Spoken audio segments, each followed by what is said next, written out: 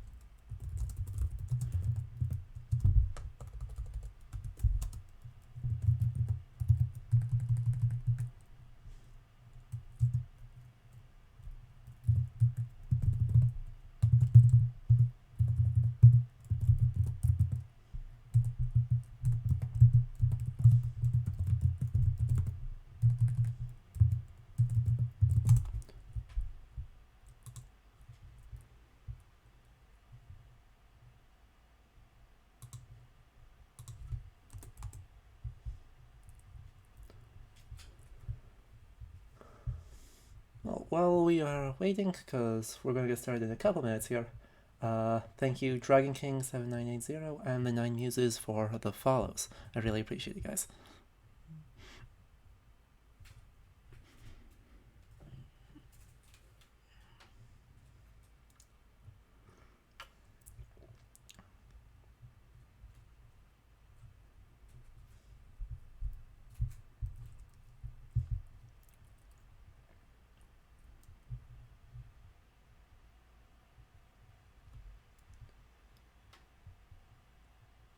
I'm good.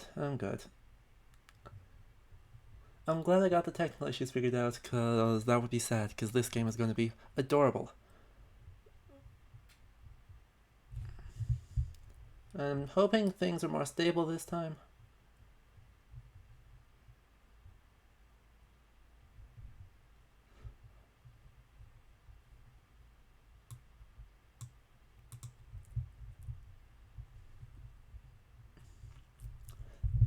I'm really hoping things are more stable this time, because this game should be small enough, should be graphically non-intensive enough that we shouldn't have any frame drops, but I thought Northgard would also do that, and lo and behold, I was wrong. So, we'll find out. It'll be an adventure. But I spent all of yesterday reading Icelandic and mainland Scandinavian folktales to get ready for this, which were great. If you follow them, oh well, there Me6 went. Thanks, Me6.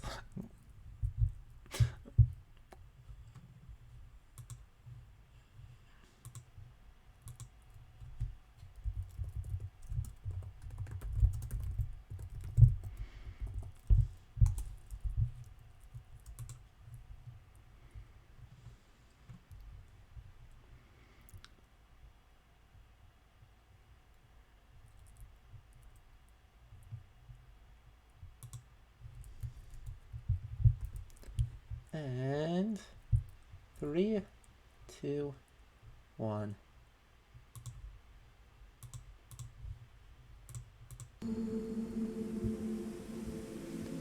Hello everyone, and welcome to Ludo History. My name is Adam, and today we're going to be playing Röki. This game came out 2 days ago, developed by Polygon Treehouse, and it's gonna be a good time.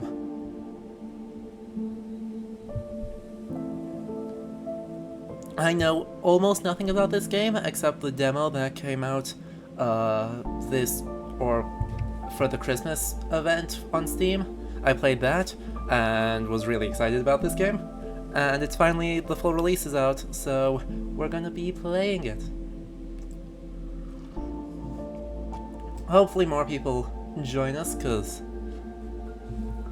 it's always more fun when we have more people in chat, but let's jump straight in. So, what I do know about this game is that it's based on Norwegian folklore, and so what I've got pulled up on my second screen here is Icelandic and Norwegian and mainland Scandinavian folktale collections from the 19th century that are available online. Sadly, this is a game that tabs out whenever I try to switch to a different thing, so we may have to do some weird things to read out the folktales, but my hope is that as we come across things that I know have associated folktales, I'll pull them up and I'll read them so you guys can see things. Awesome. Thank you for showing up and saying hi, Autistic Elbow Leech. I hope you have a good day. And if you have time, I'll be live for probably 4 hours today, so if you finish up whatever you're doing and stop by, and we may still be going. New game.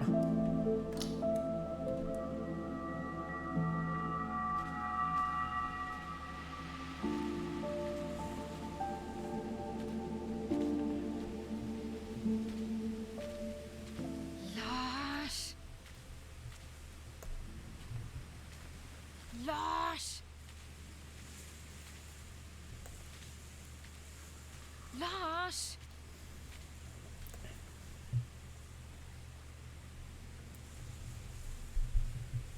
Huh?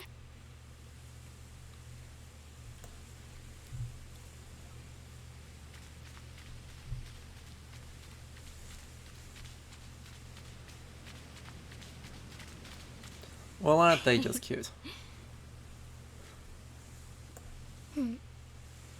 Oh, there is a Nook and Water Sprite and a Croaky Toad.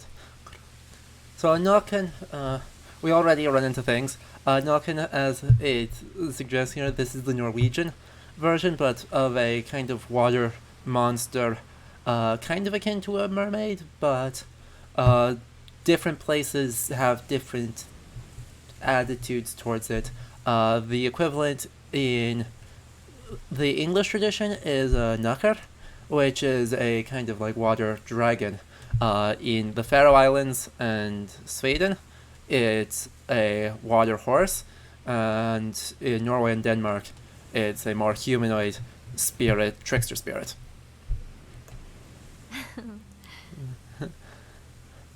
And now it's home time, honey, Tante. Nay.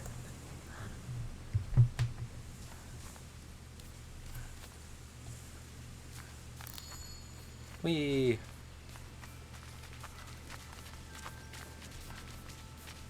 It's a video game, so we move to the right. Oh, no, you don't. Lars! Well, every time. Ooh, look at the raven. Hello, raven. I don't want to sprint, though. I want to chase the bird. Chase the bird! Chase the bird! Okay, the bird's gone.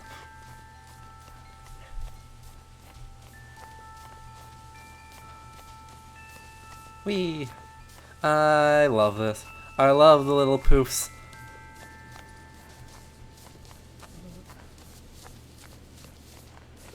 Another raven! We scanned all the ravens.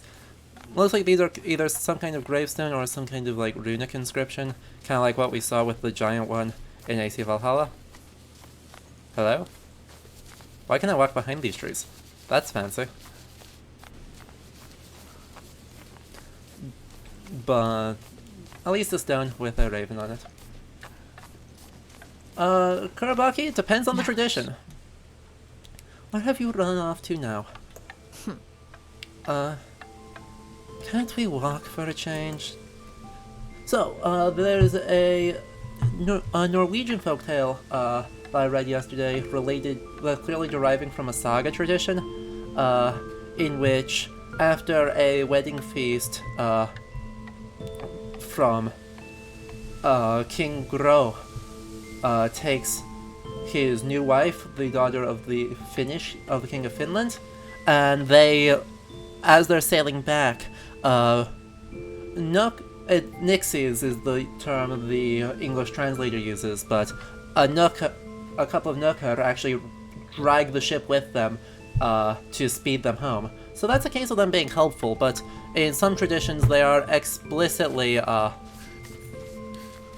harmful, and will try to like trick people, or like a Selkie, kind of tricking people in to drown in a river. There's one from Iceland of a water horse that is called a different name, but a related entity.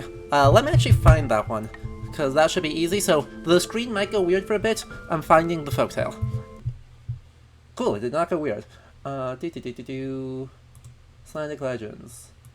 Not trolls, not troll. No, that should be before then. Water monsters. Whoop. Elves, elves, water monsters, water monsters. There it is. So, as I get back into the music and keep playing, in ancient times there was a main road from Njarðvík to Borgarfjörður, which passed over a very steep mountain sloping down to the sea.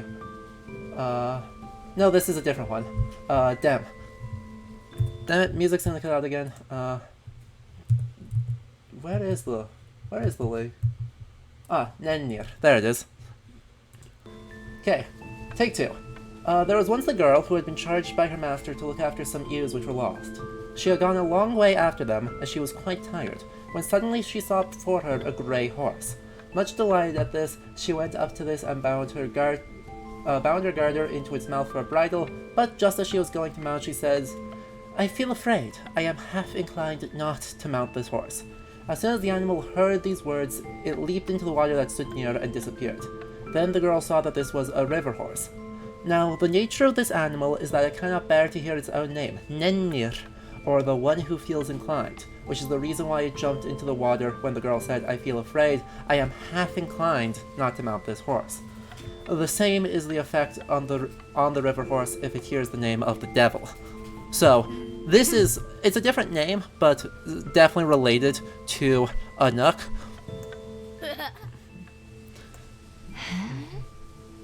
And we have some kind of monster here with two birds on it. Mama. And Lars is being adorable. Oh, we'll see about that.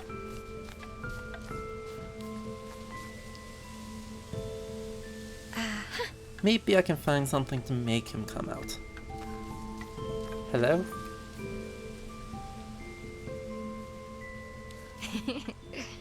We have a snowball. Oh boy. So we have a backpack that is full of snowballs.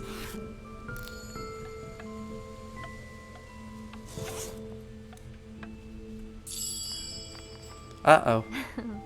You asked for this, Lars.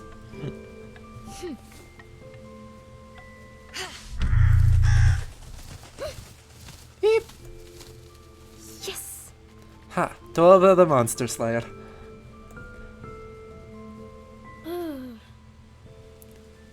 You made him sad. Say sorry. Ugh, backlager, monster. Now can we go? I'm hungry. I want to play monsters. Ah. Well, I want to eat. Maybe I'll eat you. Tove monster. Rawr. Better run, little Tante. And we get a journal. Out all day playing in the snow by the lake. Lars said he saw some magic creatures in the water. His ideal pet would be a troll or a monster. Maybe he really does see them. Who knows? But I really have to get us home so I can make dinner. Might have to use snowballs to get him moving. And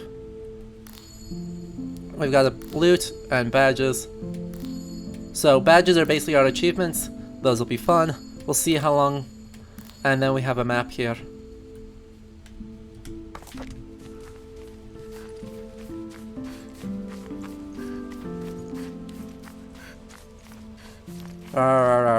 We're gonna get you. Quick! A troll is under the bridge. Run, Tove. I think he really sees them sometimes. Lars. Better not let him get too far ahead. This music is so good. Oh my god.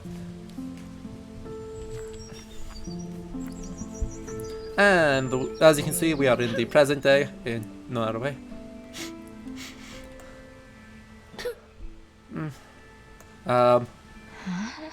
What is it? Are you hurt? What's going on? What? What happened? Mm-hmm. Oh, you just dropped your toy. Again. Huh? I should probably take a look at it. Oh no. Ugh. Mr. Jötunn has a missing eye this time. Jötunn being the Icelandic word for the enemies of the gods, or one of about 4 words for the enemies of the gods. It's not a terrible translation to translate it as giant, but it's not really ideal either, so clearly a nice little mythological reference here in this very cute rabbit-like doll. It's going to need emergency reattachment. Oh dear. What's wrong? Mr. Jötunn is broken. Well, we will need to find some way to reattach him. Hello? What's in the car? Papa's car. Don't think he's used it since back then. Fancy. What's over here? Nothing? Yeah, there's something there.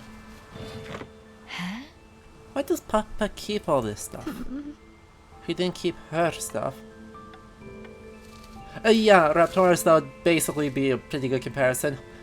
Having a little Mr. Titan. Some glue. Perfect. I once got my fingers stuck together for an hour with this.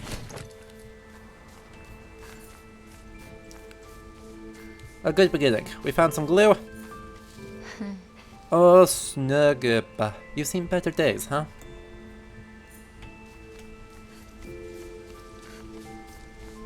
I mean, we could fix the toy, but we could also go exploring. Hello, well. Ooh, that well's not... I wonder if it's all still down there. Wonder if what is still down there. Tove, don't hide things from me. Hello? Uh-huh. One day we'll get a toilet inside the house, Papa says. So they clearly live in pretty rural... Oh, no. Here lie Shelley and Stoker. References. Mary Shelley and Bram Stoker. Mary Shelley being the author of Frankenstein, Bram Stoker being the author of Dracula. The best cat and bird the world has ever known. Good references. Kinda spooky that they're citing old horror authors, but you know, I'm sure it'll be fine. Nothing can possibly go wrong. Why, Ravens? Ugh, that skipped some things. She used to sing along to these chimes. That was weird. Anyway, we have glue. We can glue. All fixed. Oh wait, actually I need a... Hey look, we got a badge. And then we can give it to Tove. To Lars. How many times have I fixed you now, Mr. Jötunn? Here, please stop dropping him. I promise, Mr. Jötunn, say thank you to Tove. Tack, Tove. You can be my friend now. Whee! Let's go inside. I am already in love with this game. Uh-oh. Papa, I wonder if you're dreaming of Mama? What will we have for dinner, Lars? Click the L stick in to flash the objects you can interact with. Freaking everything. Nice. Twang, twang, twang.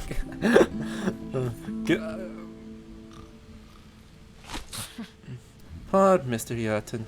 One day he's really going to lose you.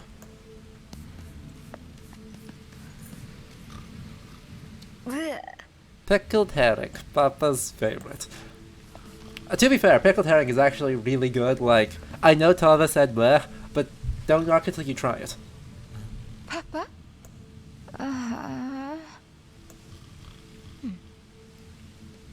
I hope you're having nice dreams, Papa. Aww.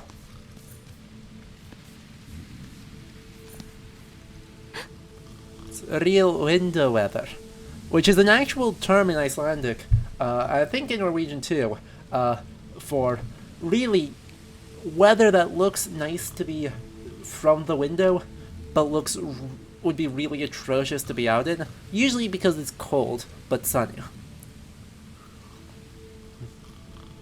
We got that a lot when I lived in Iceland. Especially this most recent winter. There was a lot of window weather. Almost as much dust on it as a blanket. Oh, Papa.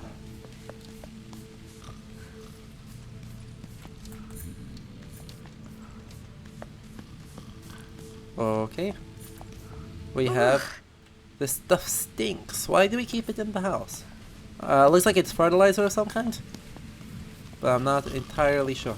Ooh. New scene. Hello. Refrigerator, please. We can have egg. Looks like it's eggs.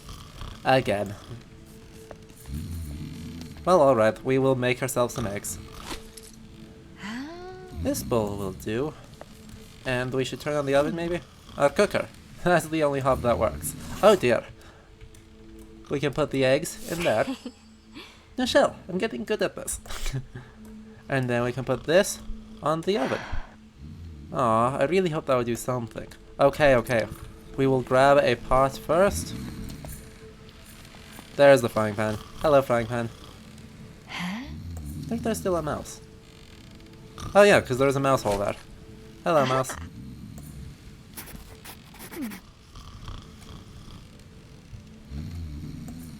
Why did it open the thing? Home at last. Papa is still asleep. Probably dreaming about Mama. He talks to her in his sleep sometimes. Poor Papa. I'll leave him some dinner. There's got to be something to eat here. I hope. We have no loot, but we do have a badge. A very easy badge, but a badge. We got a... Oh, Castle Jakobsen. Oh dear. And 3 of the 36 already. Cool. What's our map saying? Our map is saying we are most of the way through this part of this chapter. So, if we put this in here... Okay. Fine. We'll do that.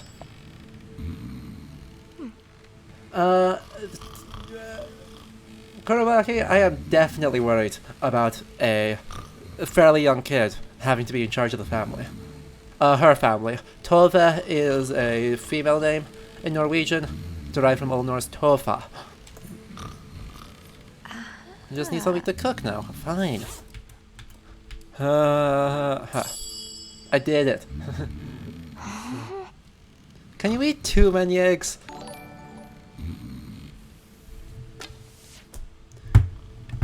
And Lars, shoot again and I'm giving your dinner to the ravens. Sorry, just gonna minimize this. And thank you, Sai, for the follow. It does mean a lot. Shoot again, I'm giving your dinner to the ravens. Sit down, it's almost ready. I have a suspicion that either the mom's dead or the mom was actually a troll. And Blues, thank you so much for the Twitch Prime sub. Good time to plug it all. If you have linked your Amazon Prime account to Twitch, and don't mind giving Jeff Bezos more money, you get 1 free subscription every month. And if you have a spare one, I want to throw it this way, or my way, I would really, really appreciate it. If we get 4 more subs, we get a new emote. So we can get the Oseberg Dragon Head as in emotes for everyone to spam all the time. And Kosek, this is Röki.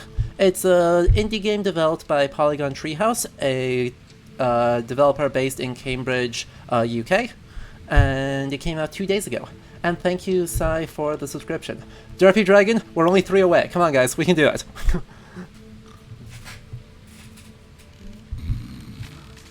And we have eggs and bread. Eggs again. Tove.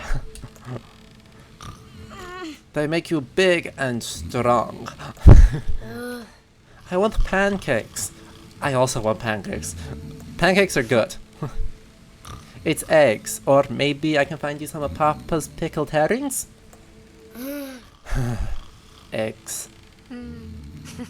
If you eat it all, maybe you'll become a giant like Mr. Jotun.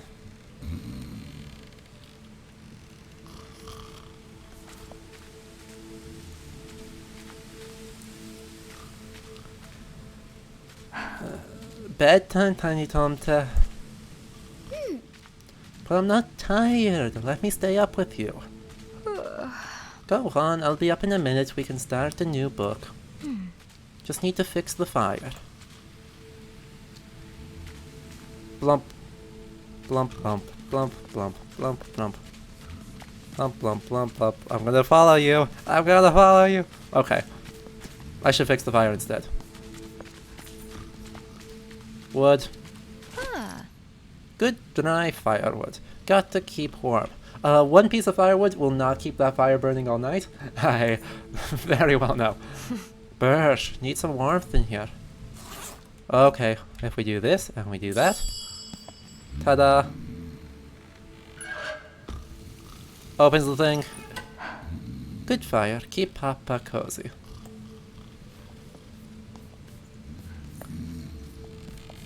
Oh, oops, forgot the washing up. Maybe we should eat out of the pan. Well, we're just gonna not do that, are we? Nice.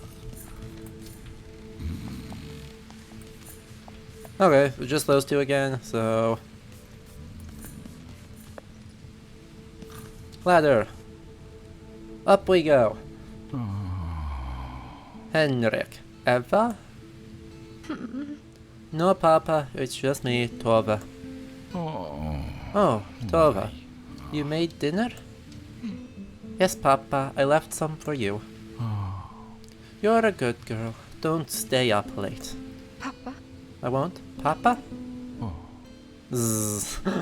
Oh, he seems to not be doing so well. Chores are in fact a problem for future me or never me. I'm a fan of never me.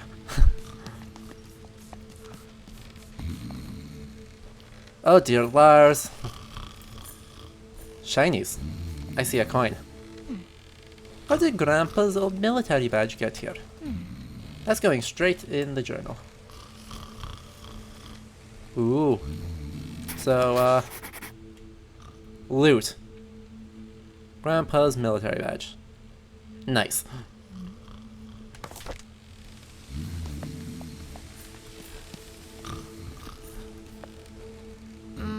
These leaks are getting worse. Maybe they have some books on plumbing at the library? I mean, that doesn't look like it's a thing that plumbing will fix. It looks like you need just new shingles on the roof, but okay, Tove. My beloved horror novels. Not so good as bedtime stories, though. I guess. Got a book there. We got another window.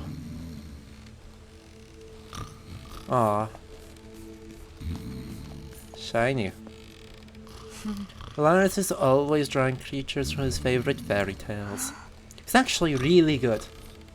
Bedtime is a great time for horror, especially if horror means Frankenstein, because that book is actually not that scary.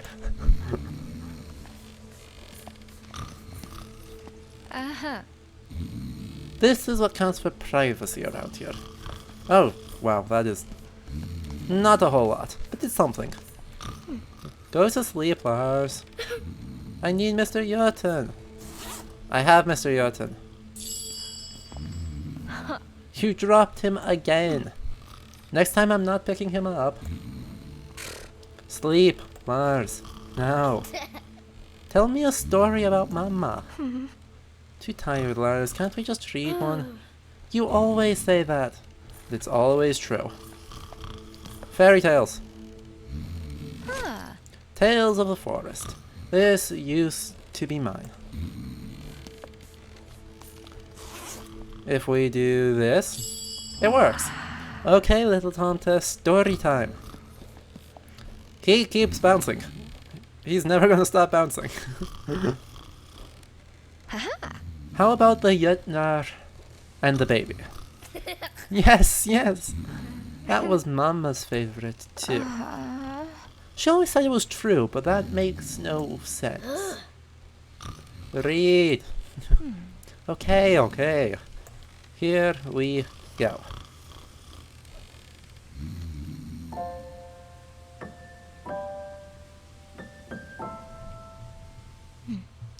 Four giant guardians there were in days of yore.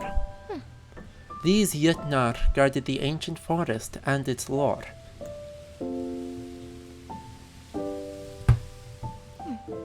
Patient Jötunbjörn, coat as brown as the dying leaves.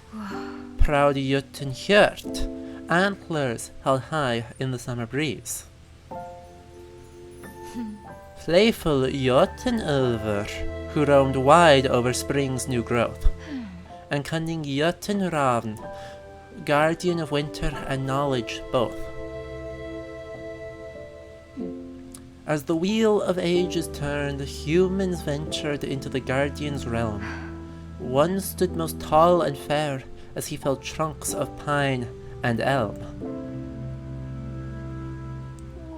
Jötunravn was besotted and cast herself in human form. Before long they wed, winter's once ruler's heart grew warm.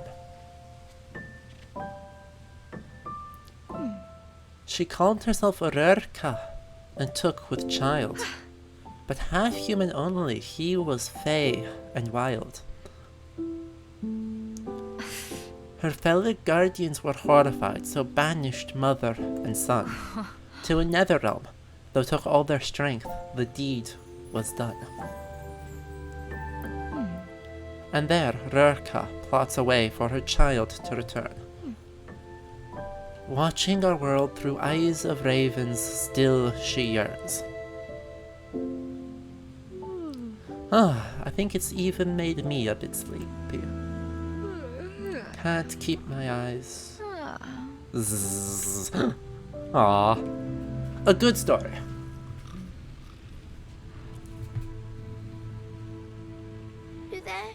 Tove? Tove?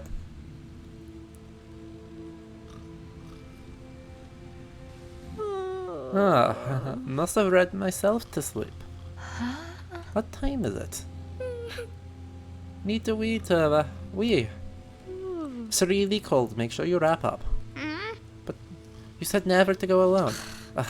I did say that. Clothes and shoes on quick. No toys. Can I bring my marbles? No, I mean it. All your pockets are ripped from marbles. Oh boy. The string section has picked up. You know we're in trouble. We are in so much trouble. Come on, let's go. Someone really needs to go, huh? Oh, there are new things. Hello? Let's look at all the things. Lara's fairy tale creatures look almost alive at night. Huh. You know, generally speaking, those could be interpreted as a bear and a wolf.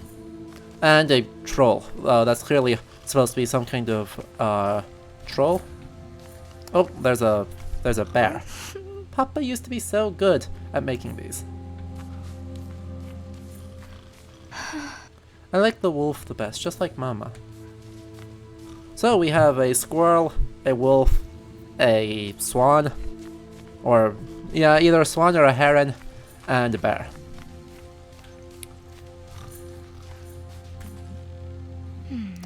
Our old trunk. Maybe one day we could all go traveling. That would be nice, wouldn't it?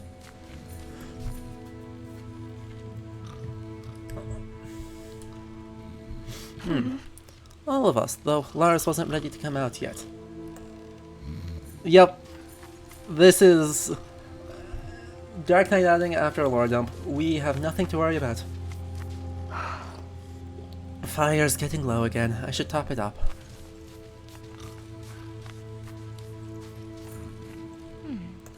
Yes, I know. We have firewood. We have the power. I'm sure Henrik will be fine. There, all toasty again. Let's go. Come on, tiny Tomte.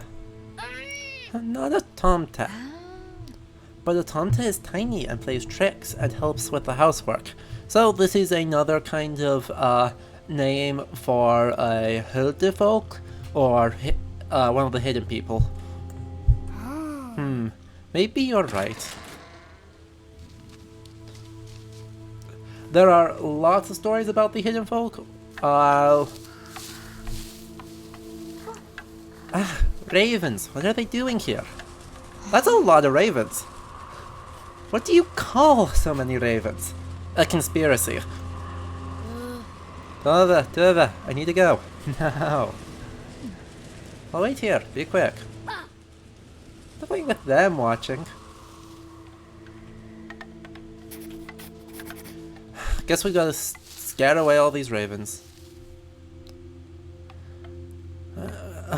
Update. It is eerie out tonight. I don't think I've ever seen so many ravens. Something strange is going on. It's like we stepped into a fairy tale. And something is watching. I bet I'll feel silly for writing that. Ooh. Run! The path is clear, little Tomte. I would not want to scan off that many ravens. And knowing ravens, they would not be scared.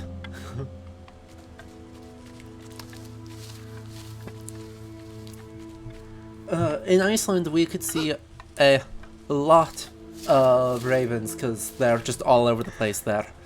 And they were not scared by anything you could do. You could charge at them and they would look at you and dare you to do something.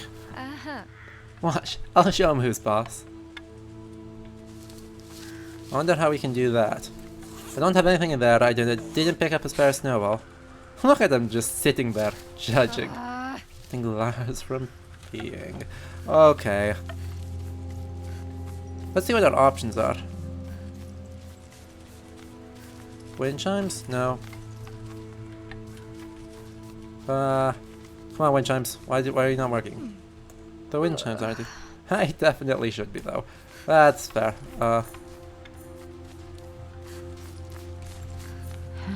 Never let Tomte ever look through here. Let's see if there's something in these. Nothing in there is gonna hurry Lars up. Damn. Oh dear. The snowman is in real trouble.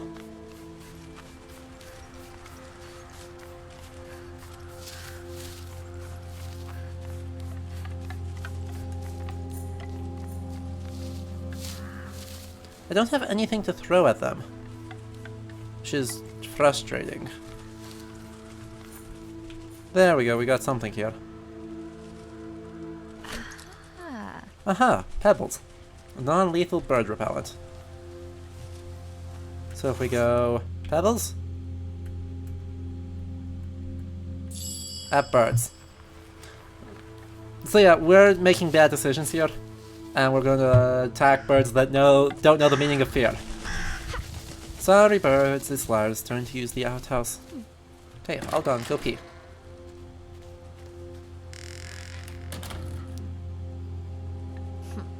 You better be quick, Lars, it's freezing out here. Uh-oh. Tove, what was that? That was one heck of a Dutch angle. We are in trouble, guys. We're in big trouble. Maybe it's a monster. Monsters aren't real, Lars. Nothing here but me and my pile of frozen toes. Lars, come on. Uh-oh. I'm scared to... What if it's a troll? Oh yeah, read. This character is making every mistake imaginable. Though ravens don't seem to show up a lot in later folklore, kind of. There is a being called a Valran in Danish folklore from the 19th century. That's kind of a bogeyman. The giant raven that comes and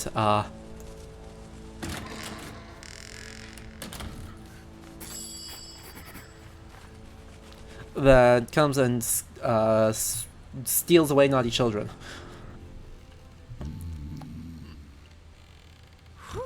We're safe now, I promise. But I'm still scared. Protect you, nothing frightens Tove, though. Okay. That there is a Jotun.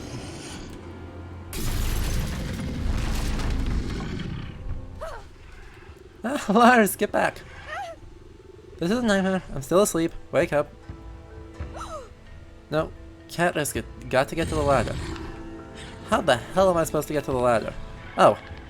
Huh. That icicle should help. We're gonna stab it. We're gonna stab him. I don't like getting this close. Please work, please work. Take this.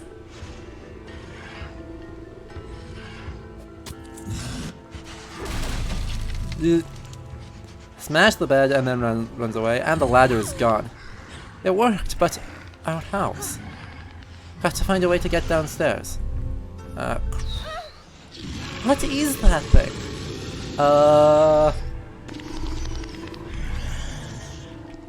It's gonna be okay, little Tonka. Yep, you're crying. It's fine. Wow, we have even less privacy now.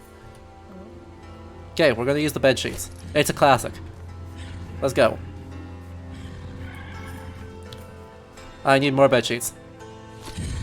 Gotta get more bed sheets. I believe in us.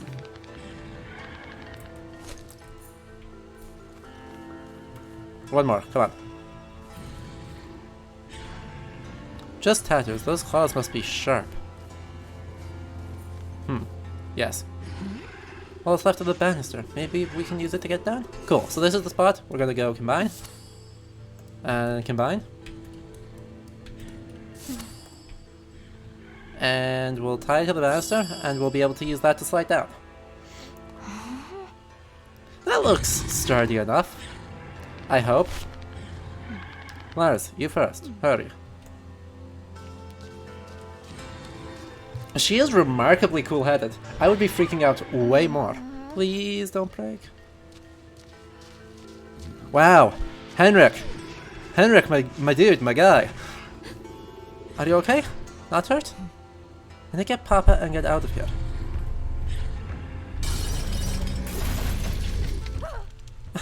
What is it? Some kind of...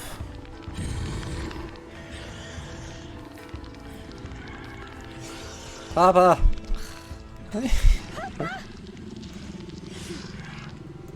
Oh dear. Poor kid, hasn't had a chance to basically ever be a kid. Okay, we've got beer. We're gonna... Oh. Oh no. This is not a good idea.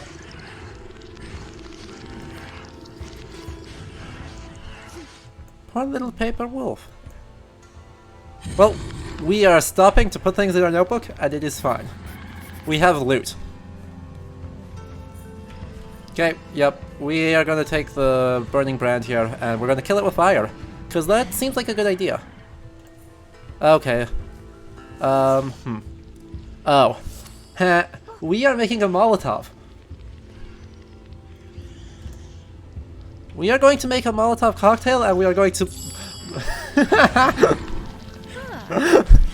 It's just like those movies Papa wouldn't like me watching. Light this end, and let it fly. We should probably let this fly real quick.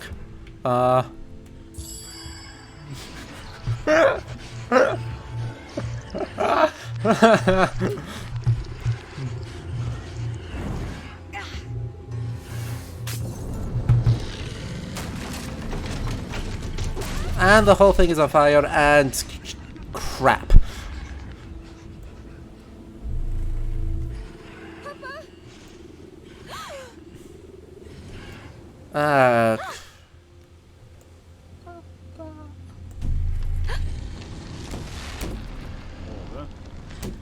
Aw, take your brother and go.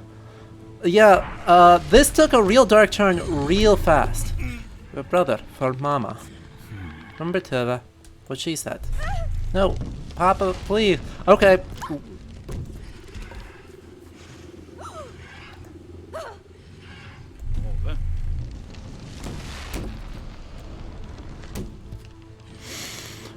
Oh boy. Oh boy, I knew this was going to be a little bit dark, but spoilers. Fairy tales in Scandinavia are very rarely happy affairs.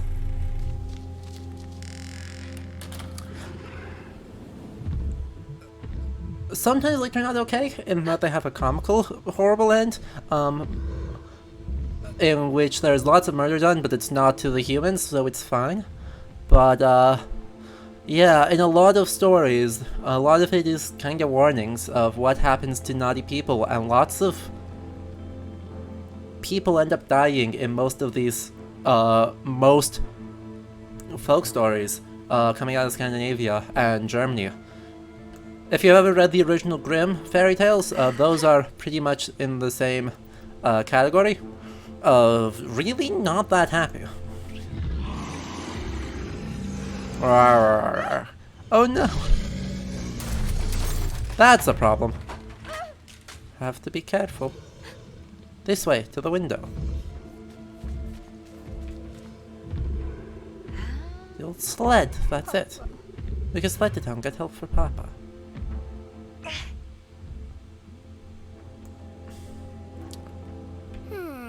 Hey, Tove, look, my old robot. Thought Papa threw this out. Good, play with Robo. He's very brave, he'll protect you. Stay safe while I look for something to help us get out of here. Okay, that's a bait. Hi, ball. Papa's old bowling ball. Oh, Papa. That's probably not so helpful. Let's check all of these. Oh yeah, Leander, that's a good example. I remember a book I read as a child where the child character died in 4 gruesome ways in one story. Yep. What is all this junk? Hey, it's my old school report. Yeah, we got more loot. Quality loot. Oh, she's a pretty good student.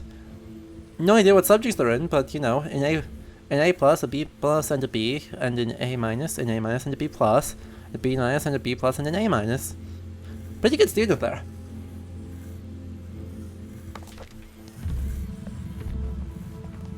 I want that flashlight. Give me that flashlight. Oh, flashlight. We took it camping back then. Gah.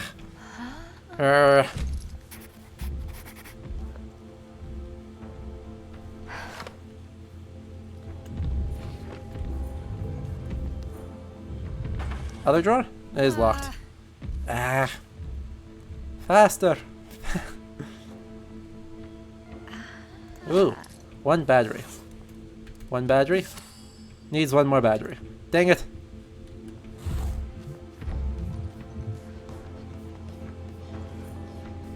Hello. Oh, light. I wonder if... This is not a good idea. I'm gonna be not here. Huh. Like a moth to a flame.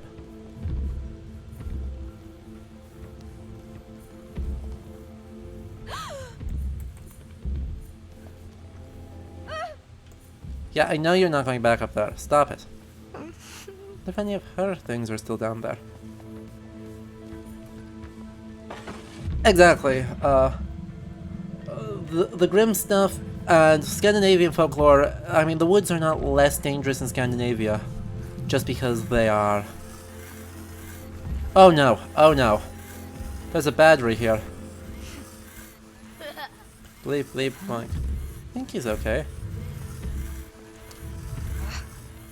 Get it open with just my nails. Okay. So I'm trying to find a way to reach the sled so we can climb up to the thing. And then go.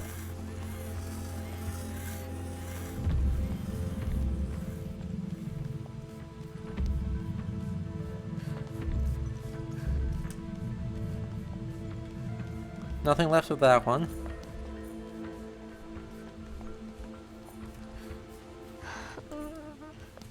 And I only have that, which is not helpful.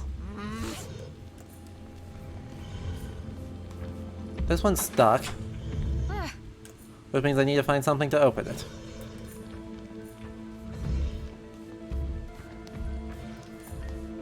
Game, please. Oh, I could...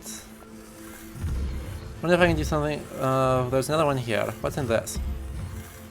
This has a thing. Thin and sharp, a chisel. Yep, that's pretty handy. Let's bust this open with the chisel.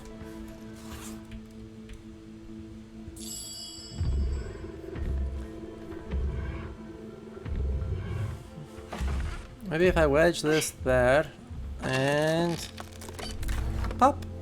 Nailed it. And please tell me that's a battery. Yes. Huh. Oh, nope, it's a screwdriver. Ah, crap. It's time. I'm sorry. Please work, please work, please work. Hey, Robo was protecting me. That's right, Robo was going to help us get out of here. Alright, Leander, we'll still be here in 45 minutes, so go have fun chauffeuring your sister, and we'll be here with more, hopefully less horrifying things. Aww, Lars looks sad. Perfect. Now if I shine this on the sled, this is clever. Comes the hand whatever you are. Please? I don't know how we're not smashing the sled by doing this. But you know. Okay. Fuck, monster. Please be as fast as I remember. Come on. There's a chance. There's still time. We have several hours of this game. So maybe we can get through with less emotional scarring than we want. Oh! Hey look, it's the monster we threw a snowball at. Definitely some kind of troll, but what about Papa? He'll find us later.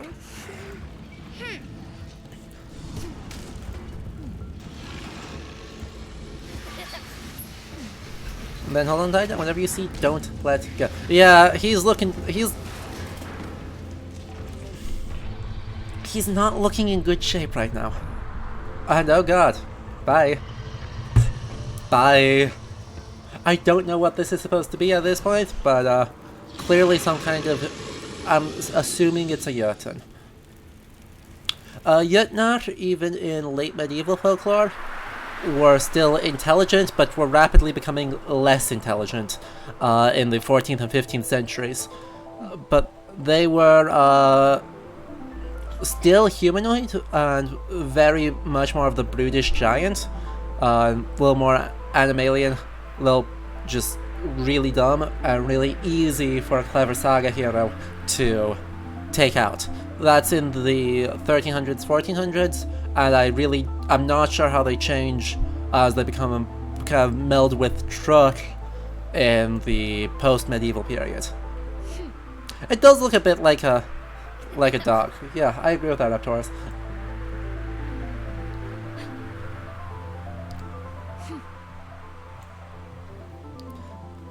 This is amazing.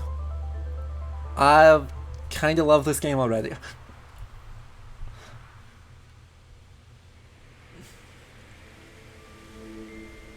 But that is really on fire.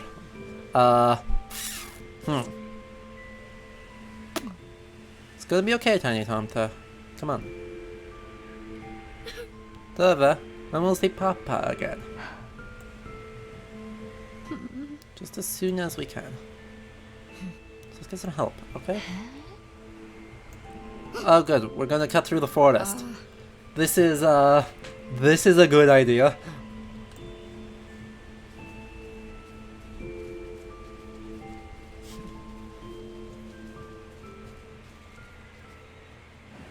Yeah, Trolls as Straight Monsters does kind of hit different once you've had some monster theory and look into the psychological aspects of monsters.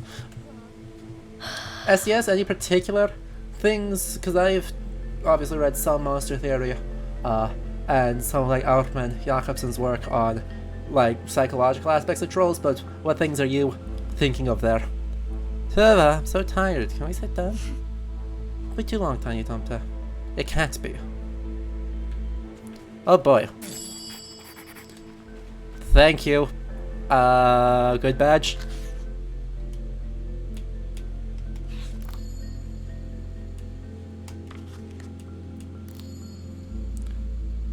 Okay, lake. Cool, we don't have a new one there. We're in a new area though. Okay.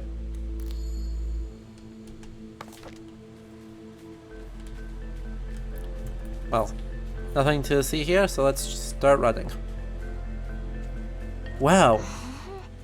This does a really good job on the, communicating just how scary a forest is. Forests in Norse folklore, both medieval and post-medieval, are really a scary place, and wolves and all sorts of weird things happen there. We're not lost, and there's no such thing. So he asked for an elf to help show us the way. We'll talk about elves as soon as we actually run into one. I can't sprint. I'm trying. I can't sprint. Or maybe there is. I don't know anymore. Hey, screw you guys, Ravens. Oh no, seems like a dead end.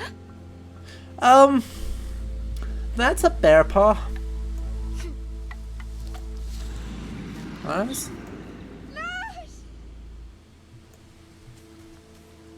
Crap.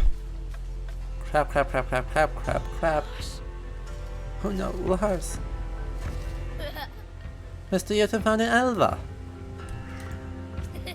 Don't run off, Mr. Yuten. I promise not to lose you. Huh?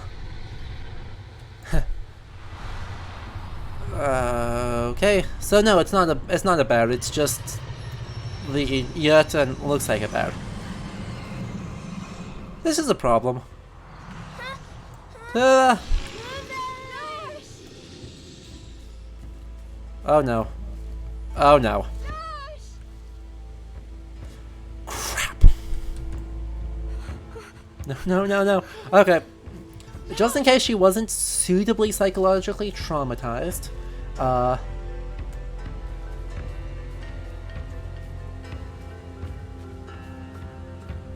throw another snowball at it. I'm sure it'll be fine. Yup.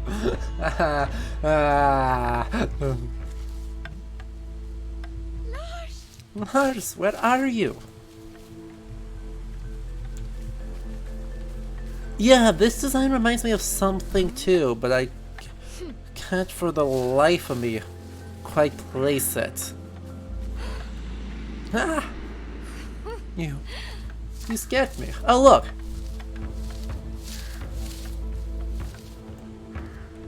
Now where do I go? Lars, can you hear me?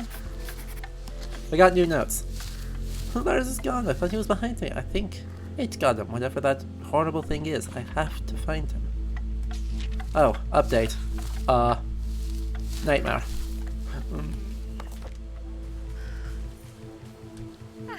Oh, it's like the statue near our house. This one's much bigger. Also clearly is whatever this thing is. We're gonna go this way? Even though I know this is not the right way. Huh. God, how did I...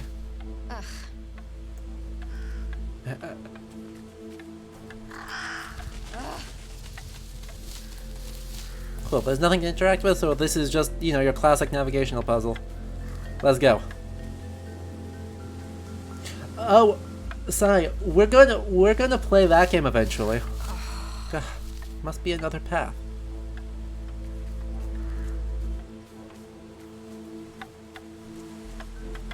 Come on.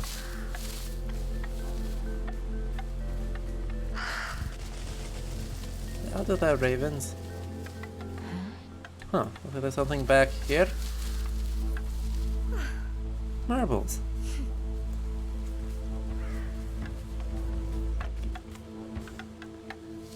Oh yeah, that's gonna be probably a single stream game, maybe 2 streams, but it is super medieval folklore, and so we are totally playing it on this channel because medieval folklore is my jam. So yeah, look forward to that one when I really want to be sad for the rest of the day.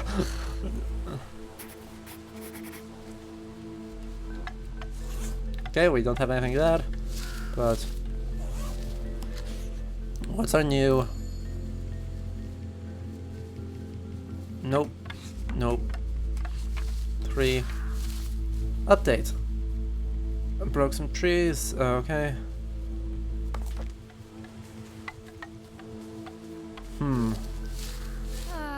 Just some weird looking mushrooms. Marbles. Hello.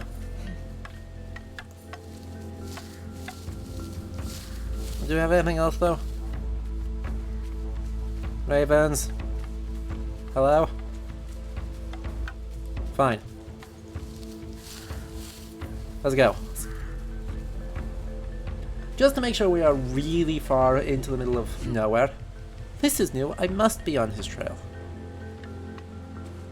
More marbles. The trail stops again. More clues around here somewhere. Birds.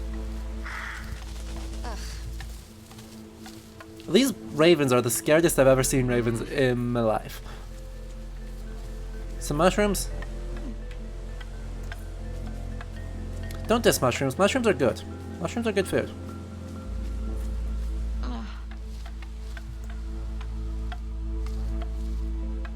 Hey. Aw.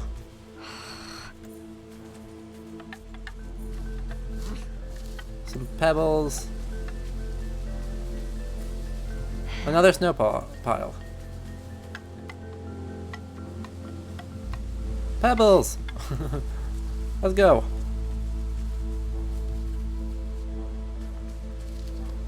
Aw. Tove, help! Yeah. More berries.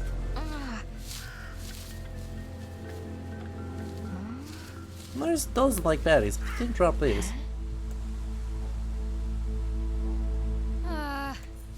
Shame. Do we at least get the branch? Damn it.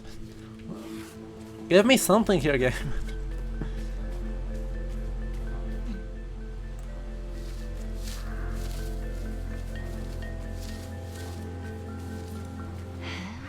Snow is hiding something. Just some pebbles. And another one. Just more pebbles. Well, I don't see anything else here, so... Not that way, it's not that way, then maybe it's this way.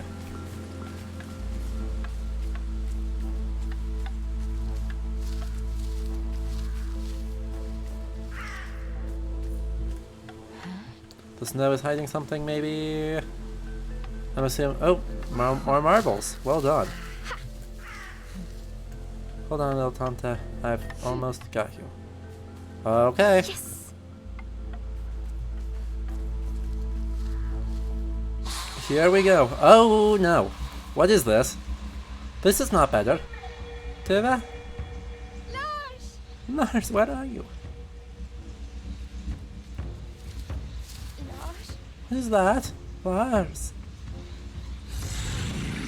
Yoink! Tove. Well. Lars! No, I'm coming, Lars. Wait up. Just, you know, never could have predicted this happening. No way. What happened? Lars! Lars? What are those mushrooms doing? Mushrooms? If it wasn't, I have to find him. He'll be so scared. Mushroom. Are we just not going to comment on that? Where are they going? We're just not going to comment on that. Okay.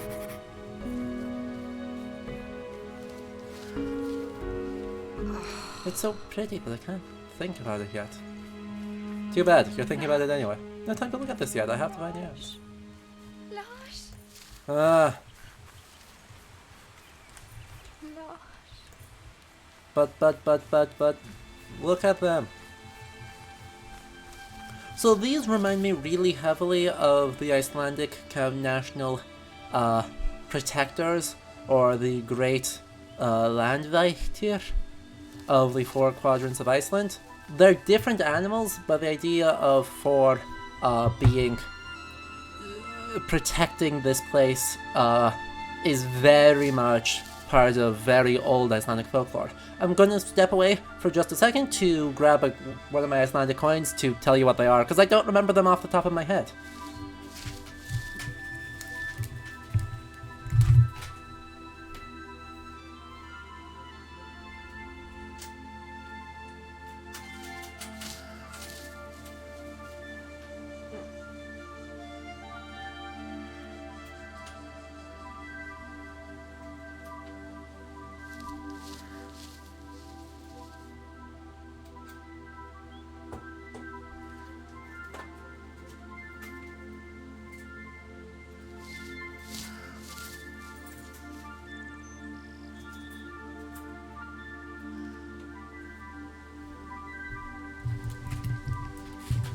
Or maybe I won't, because apparently I only have 1 krona coins which don't have all 4 on them. They just have the giant humanoid. Hello? Hello? I know this is the opposite direction, but hello? Oh crap, my frame rate is looking a bit shit, so we may be in trouble here. This tree is huge. Must be so old. And what are the ravens doing to it? Huh. You know, we're gonna go back the other way, and we're gonna hope that this thing recovers a little bit faster, because... oh god, my frame rate is awful. How is it looking to you guys? I'm getting alerts all over the place on my bitrate, so... well, let me know if we have become a slideshow.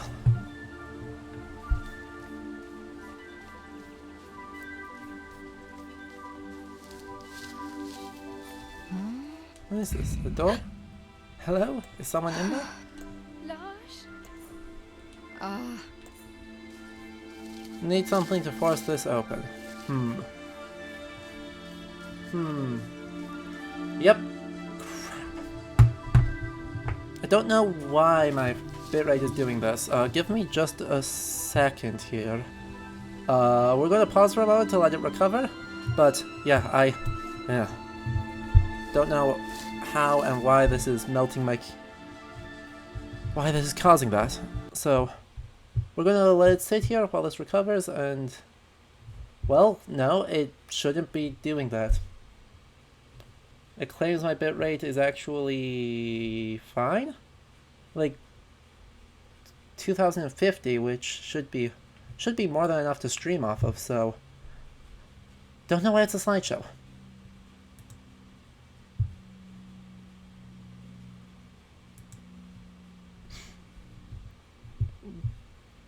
Neat. Are we back?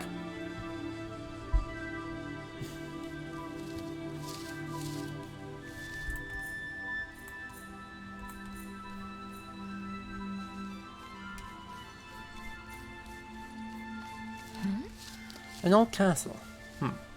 Is that always there? Something strange about it. Hello. Paddle. Thank you.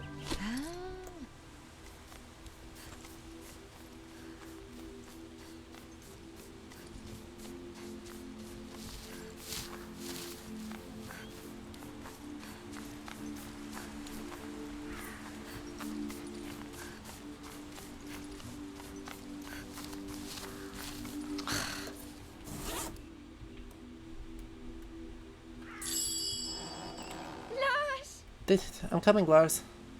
Huh. Okay. Oh, you are now about 45 seconds behind me, chat, so, yeah, tree eyes? Did the other tree have eyes like this, or did the ravens... You see us, human child. Yes? You're real? We are the tree of many, child.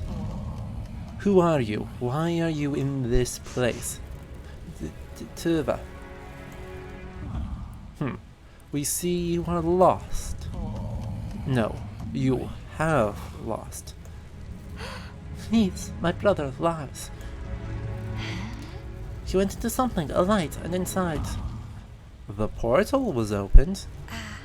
A portal, that's it. How do I open it again? You do not.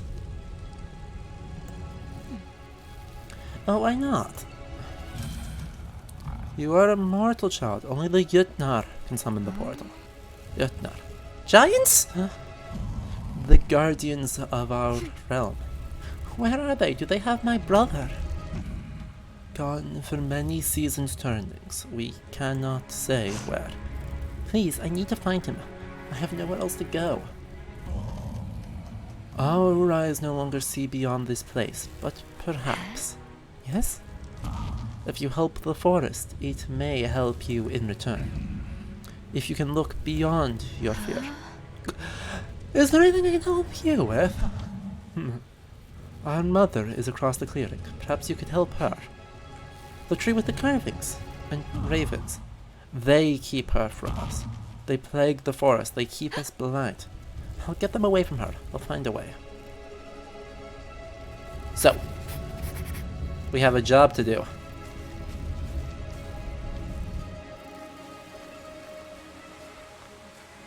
Somehow, we must scare away the ravens from the place.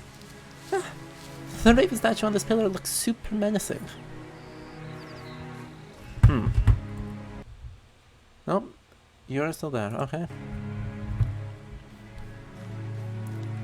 And there's an impressive statue of a stag on this pillar. Whoa, what an awesome bear statue. I wonder what he's doing on top of the pillar. So, it's interesting to me that the ravens here are being clearly framed as bad, given what we heard in the folktale at the beginning. An ancient stone pillar with a wolf statue on top. But remember, the raven Jötnar is framed as kind of the hero, the one who's not disgusted. Hello, are you the great mother tree? The ravens, are those your eyes? Got to get them away. I don't have anything here. I need to find more pebbles. Give me more pebbles. There's a door here, but I want to open. What are these? They look like doors, but I can't see a way to open them. I can't see them inside the tree. They can't lead anywhere but back outside. Joke's on you. And apart from being bad at button presses, let's see.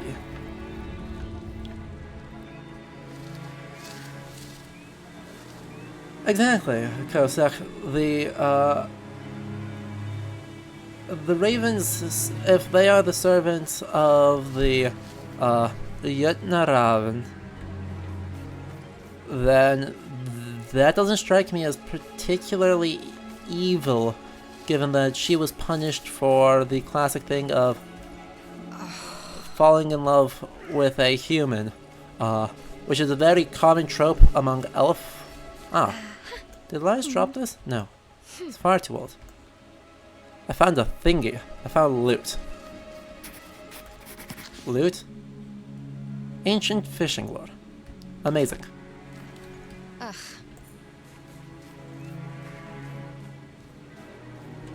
Okay.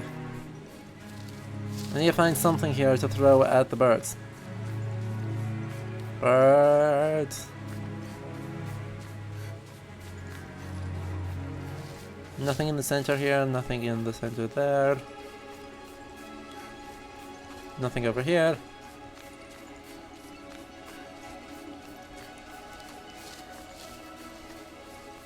These ravens are completely nonplussed, and okay, it's just the four of these. So if we go in here,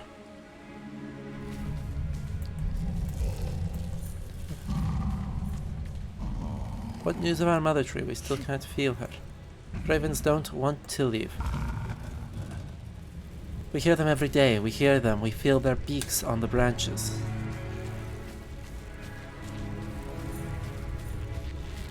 And the mushrooms are weird.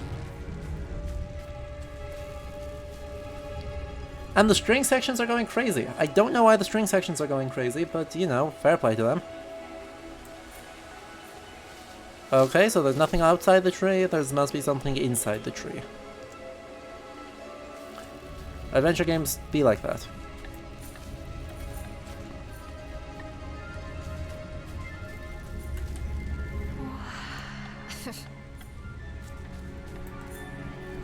There's a thingy here.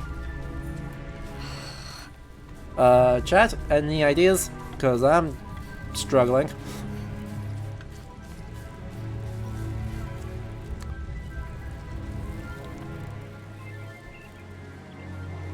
Is there another ore I can grab? That's like all I can really think of.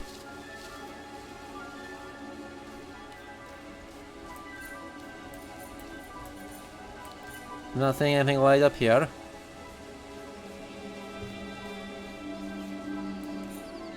I see the statues, I don't see anything else.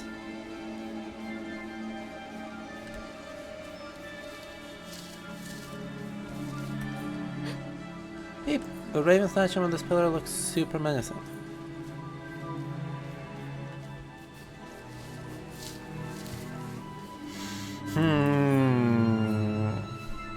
Spooky.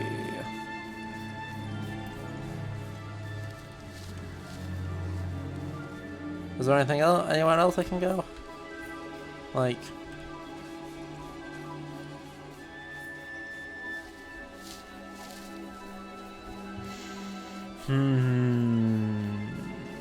It would make no sense to soft lock me, because, you know, I just arrived here.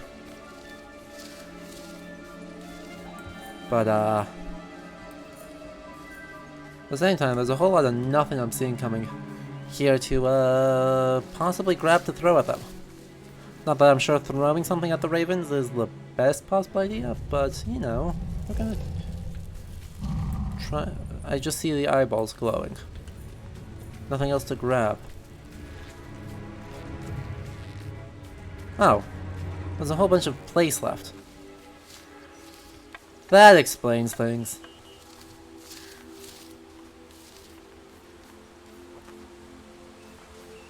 This is the demo. Aw, this is great. So, that explains things. There's a whole lot of place left to go. We have there a stave church, a stavkirke. Churches and churchyards feature really heavily in folklore from the modern period in Scandinavia. I mean, from the medieval period, but really in modernity, it's a trope of folk stories involving a troll.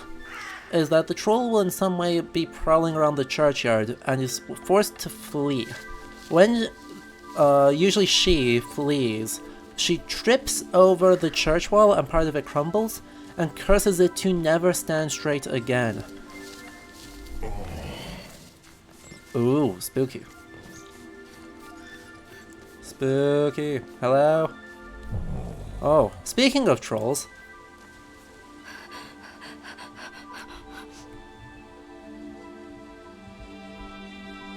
Is that a troll? Hurts, poor Hilda. Hello, do you need help? A man, you come to hurt Hilda again. No, I want help. I'm a girl, not a man. Are you a troll? Troll Hilda, yes. Girl, want to help Hilda? If I can, what's wrong? Human thorn prick Hilda.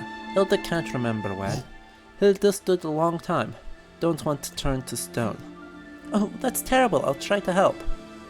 So, this references the common thing here of if a troll sees the sun, they turn to stone, even though Hilda is mostly stone. But we have a folktale beast, so I'm going to pull up a folk story.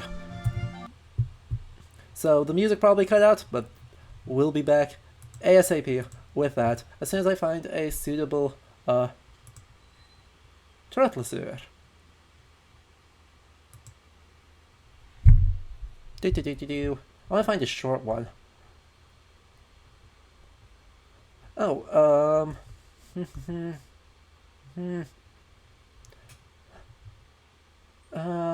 that one is not very great.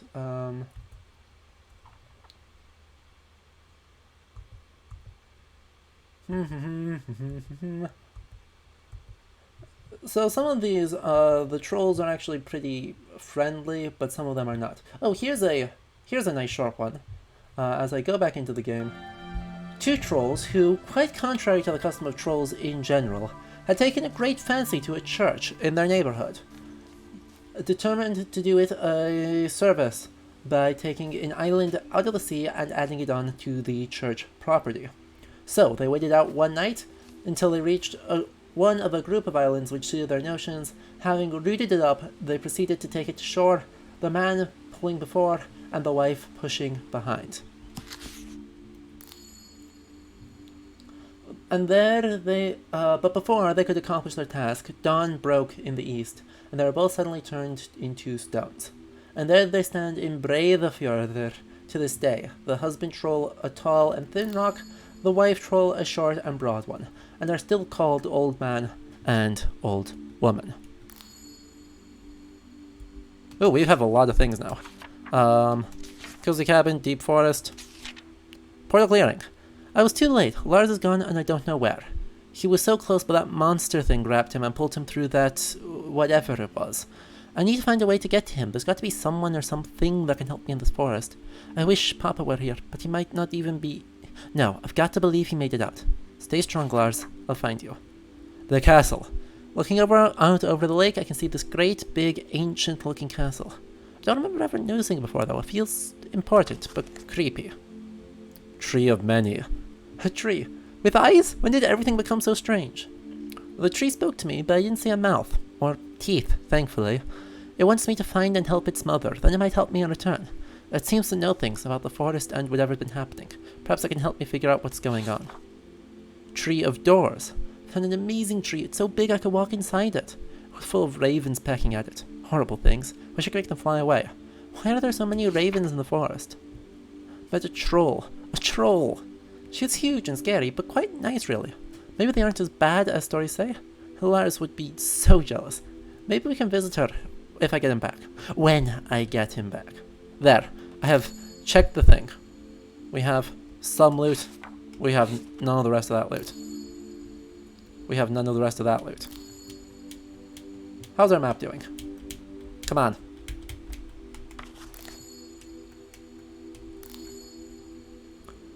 So we have up there the deep forest, and then in here a whole lot of areas. Okay. Tree of many, portal clearing, tree of doors, and the lake in the center. Cool, and we are there. Cool. So, yeah, I'm sure it'll be fine, Raptoris. I'm sure he will be fine. Here's another good one. No, that's actually not that one. That's another friendly troll. I want to find a good, properly evil troll. There are some of those. I'm short enough that I don't have to tab out too often.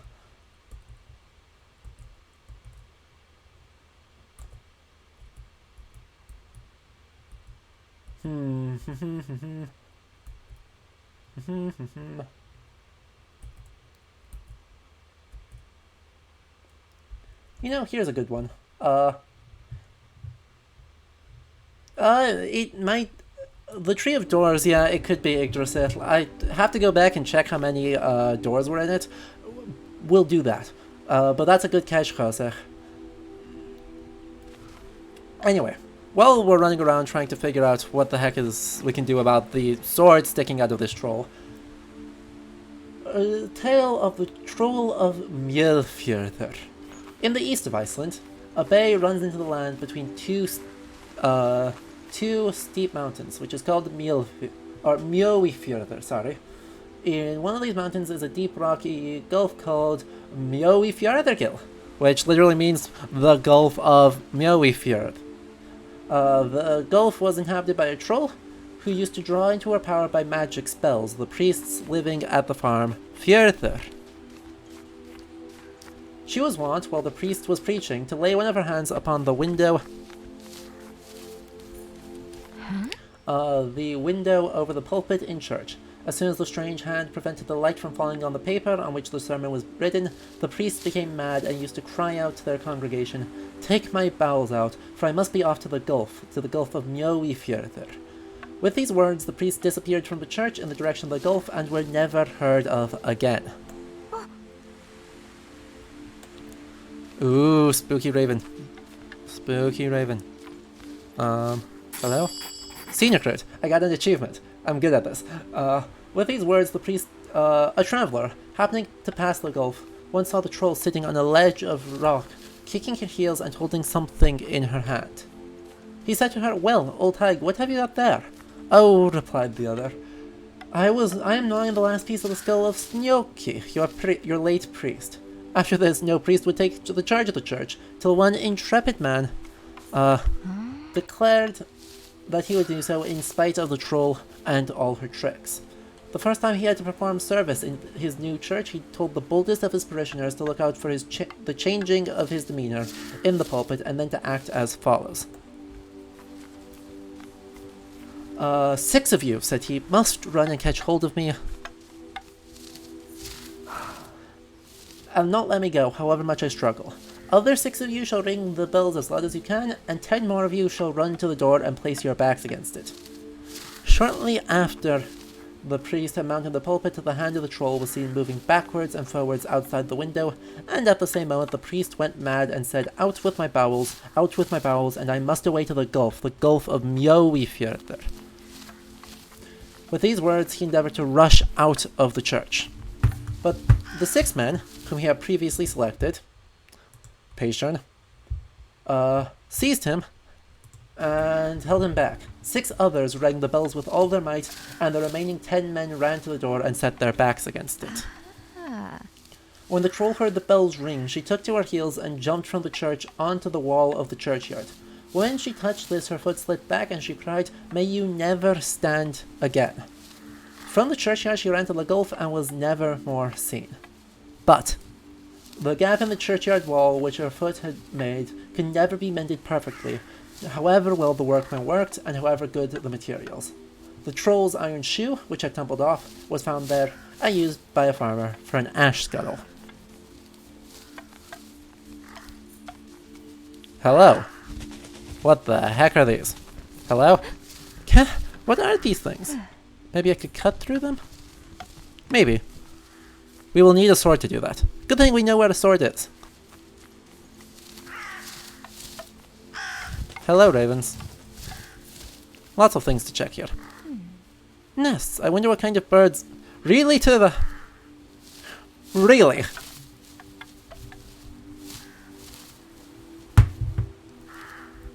I can't say that Tove strikes me as the most put-together young girl, despite her report card. Nothing in this one. Why build this platform? Did they need the nest for something? Maybe someone hid treasure in there? Maybe not. But there are 3 nests, and 3 is a lucky number. And there is a hairpin. The ravens appear to have thought it was shiny. The ravens really appear to have thought it was shiny.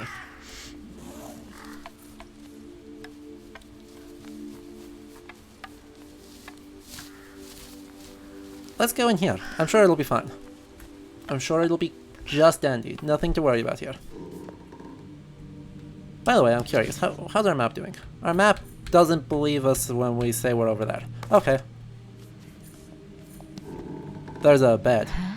An old mattress. Family size. Wonder why they left. Papa would love this place. Yes, he would. With a woodcarver?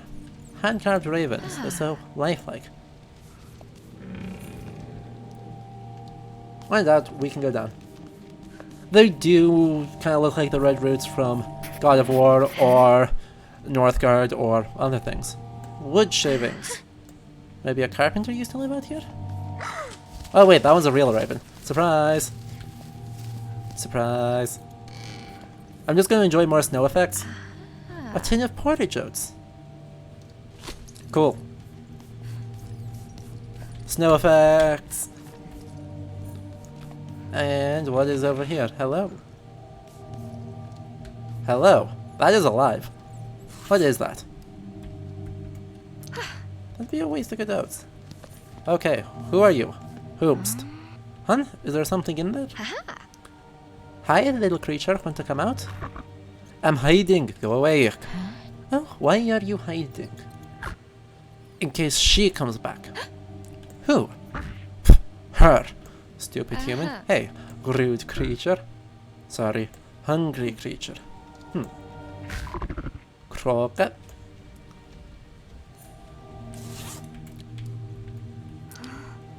No?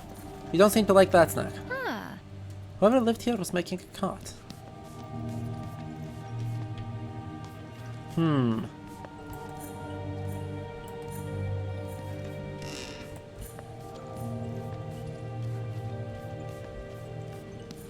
That's a bear trap. This bear trap looks horribly dangerous. We're gonna take it though. You know, as you do, you just casually I'm gonna go, this looks like a bad idea, let's take it. Small children with bear traps, it'll be fine. It'll all be fine.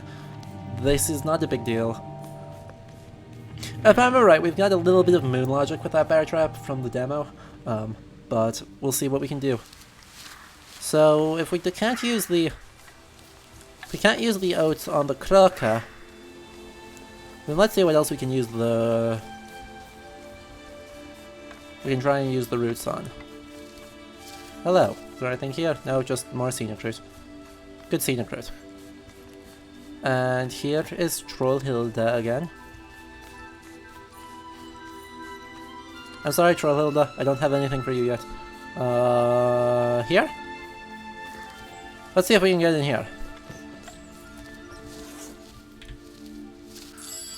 You can use the hairpin as a lockpick, just because. If I wiggle this here and push it a bit here, and ta-da! It worked, somehow. We sadly do not get to use the chain. Instead, we get to go into the churchyard. Which this is in a very standard Norwegian church. Nick Bengston, 1750 to 1812, a king among men. Malin Hansen, 1868 to 1933, one more star in the sky. This one is so worn and faded I can't read it. Johannes Muller, 1832 to 1898, until we meet again. And another door. Another one of these trees. Hello, can you open your eyes? I should see if I can find out what's wrong. Hey, shoo. Go away. Way tree. Is this a raven trick? Are you a raven? No, there's no more ravens, I promise. I closed my eyes so tight for so long. Are you a human child? You've not seen any other children? They sang songs for lost children here. Long ago. Lars? Lost children, like Lars.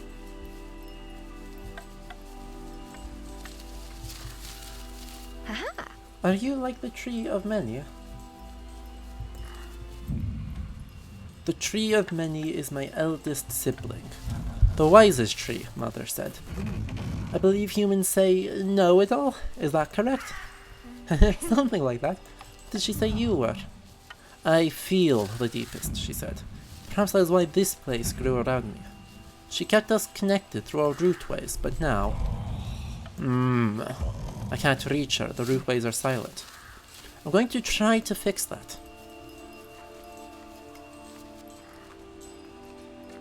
We are in fact going to try.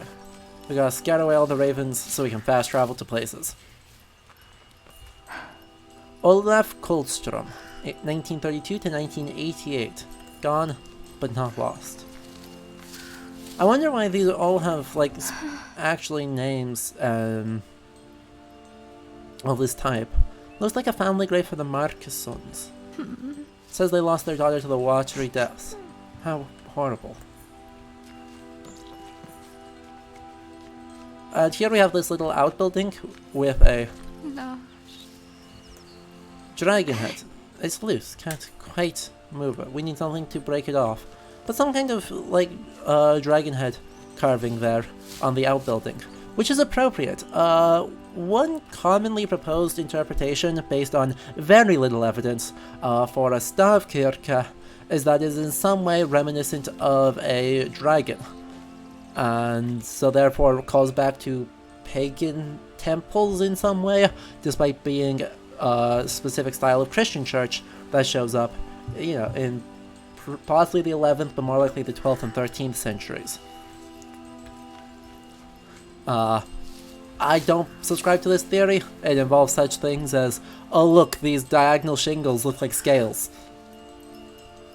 But, you know, it's a nice little reference to it here, that they have a carved dragon head on the outbuilding to the church.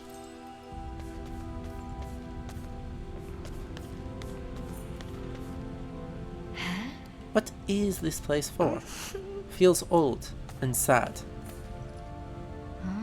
Who is this for? Anker Blomqvist, 1823 to 1828. Ouch. Birgitta Olsen, 1856 to 1862. Tove Moller, 1878 to 1883. So many names. And all Lars' age. Has this happened before? So, something about 5-year-olds.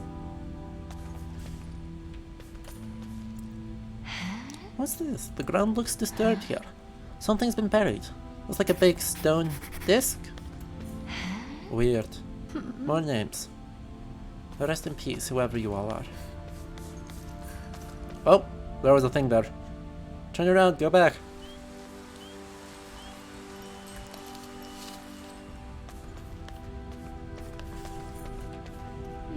This is holding something in place. Yeah, it's holding the freaking thing in place. I don't have a way to... I don't have anything to knock that out yet. But come on, Tove. 2 and 2. Stig Moller, 1812 and 1898. Like a good bonfire, you left note. Jesus, that's harsh. Accidentally savage. Ragnvald Pedersen, 1777 to 1856. Valhalla awaits. Buried in a very Christian churchyard. Nice. It's all chipped. And there's something belly. How mysterious. How very mysterious. Hello? A troll. Hello? Hello? Oh no, I think he's turned to stone. Poor guy. Indeed, poor guy.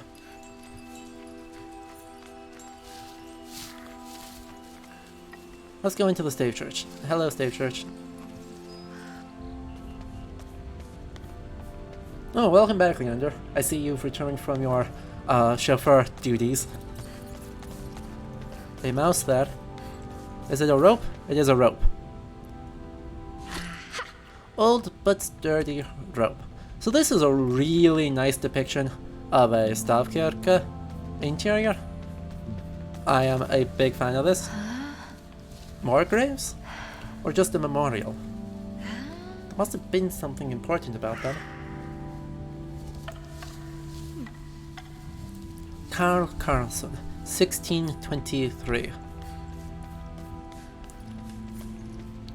On the star, Oleg Peterson, 1326. Okay. The reason I go okay there is that in 1326, this is not the form the names would take. Let's see, Oleg. Is that a corruption of Olaf? That might be. Regardless, it would probably be like Olafur Pietur or Olafur Pettersson, No! 1326. It has diphthongized. Olafur Pietersson. In this time period. But, whatever. It's fine. And, 1326, this is still late for a stave church, but also totally within the realm of possibility that this would be standing for 700 years.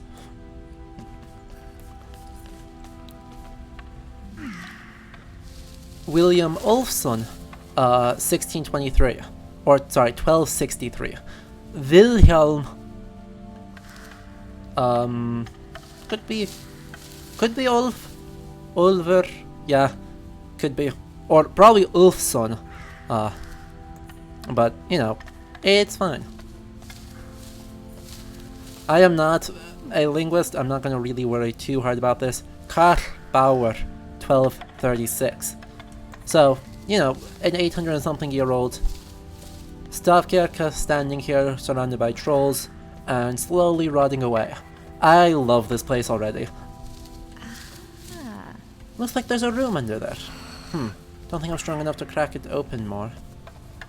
So I'll have to find something else. And someone left a book behind on the altar. It's a Parish Register.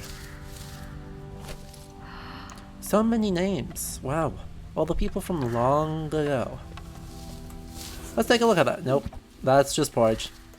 Good porridge, but... a Parish Register. Contains names of every church member since the 1700s.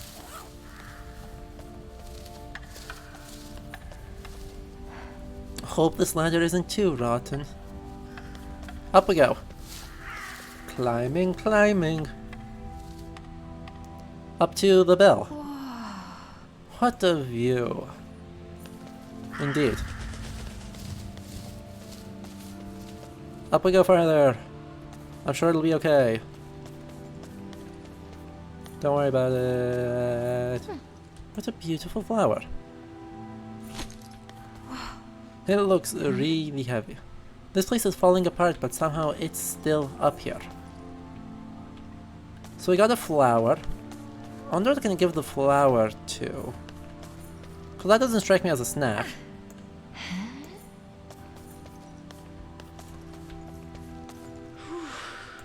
Wish they'd installed this slide. I don't remember what I can do with the flower. If I had a crowbar, I could smash the rest of the... Oh, wait. I need to take a knife to drop the bell on this to shatter it to open the bottom spot. Wow, that's mean.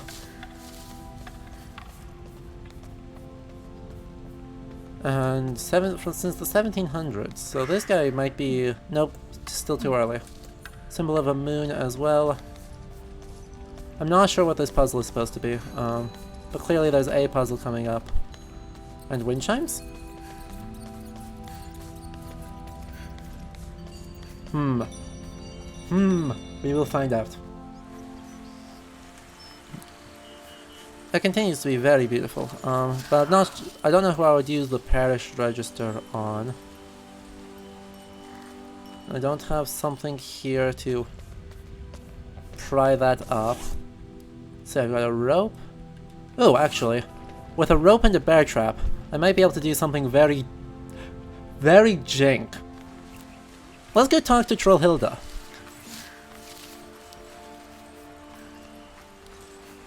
And we head out of here through the gate.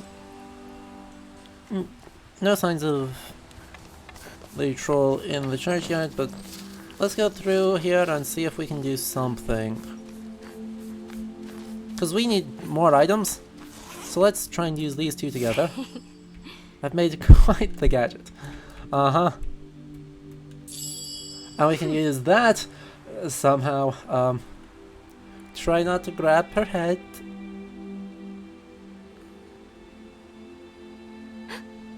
Please don't eat me if this doesn't work. Perfect. Do you feel better now, Trollhilda? No more thorn. Human girl is mighty. Now can Hilda help girl? Maybe. Do you know where I can find the Jötnar? Guardians? No. But sometimes Hilda feel them turn in their slumber. Hilda's sure they are not too far. Rumbles from the west. Trollhilda go to cave, try to remember where Troll Gold gone. Nice troll, and maybe there's a guardian not too far away. Troll friend! We help the troll. We are good people. We help trolls. And we have a couple more things here. Oh, nope, wrong button. Do. And portal clearing, Lonely Castle, the tree, the other tree. This one, the sunken cabin. Found a really old hut, almost snowed under. It looks like it belonged to a woodsman. I wonder if it was the woodsman, the one from the story. Something about this place, like everything I ever read in those tales, could be true here. There's a cot and carvings of ravens, but it seems like it was abandoned in a hurry. Did someone or something come for them? Makes me think of our poor house, and Papa. I have to believe he's okay. And the forgotten church. Found a really old-looking church with a little graveyard outside. Looks like it's been abandoned too.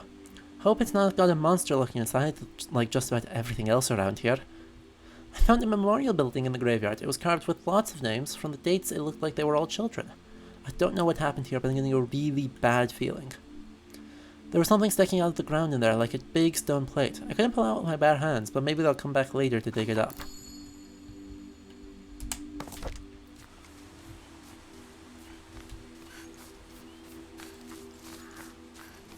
But there's a troll cave, and troll caves go to fun places. It's only a tiny stream. Must have been a big river once. What else could this bridge be for? An old hand inside. Looks like it points into Hilda's cave. Let's go say hi to Hilda again, because that was fun. Ha! She's playing nose flute. Amazing. There is a story involving a pipe of this type, but it is very long. Let me see if I can't find it here. And then we'll get back right to this music, sweet music, very soon. That blue ribbon. Marna. No. Outlaw. No. No. Three aunts. No. Not that one. Not that one. Sadly, my PDF is not very easily searchable. So...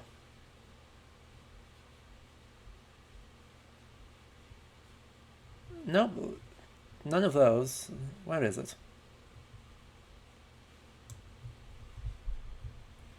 Still. Oh, here it is. Found it. Back to the music. In Vinding near Weiler, there once lived a poor cottager who went out as a day labourer. His son was employed by the priest at Skjesrup to run out on errands, for which he received his board and lodging. One day, the boy was sent with a letter for the priest at Weiler. It was in the middle of summer, and the weather was very hot. When he had walked off some distance, he became tired and drowsy, and lay down to sleep. On waking, he saw a willow, from the roots of which the water had washed away all the earth, whereby the tree was on the point of perishing. I am but little, it is true, said John, for such was the boy's name, and I can do but little, but still I can help thee. He then began to throw mould on the bare roots, and ceased not till they were quite covered and protected. When he had finished, I need to page. I paged way too far. Thank you, PDF. He heard a soft voice proceeding from the tree, which said to him, "Thou shalt not have rendered me this good service for nothing. Cut a pipe from my branches, and everything for which thou blowest shall befall thee." Although the boy did not give much credit to this, he nevertheless cut off a twig for a pipe. "And I wish that I might blow myself into a good situation by Michaelmas, that I might be some use to my poor old father." He blew, but saw nothing. And then, putting his pipe in his pocket, hurried on to make up for the time he had lost, for the time he had loitered away at the willow tree. Not long after, he found a pocketbook full of money lying in the road. Now, Jon, by keeping it, could have once have relieved both his own and his father's necessities, but such a thought never entered his mind. On the contrary, he ran back through town, and inquired of all that he met whether they had not lost a pocketbook.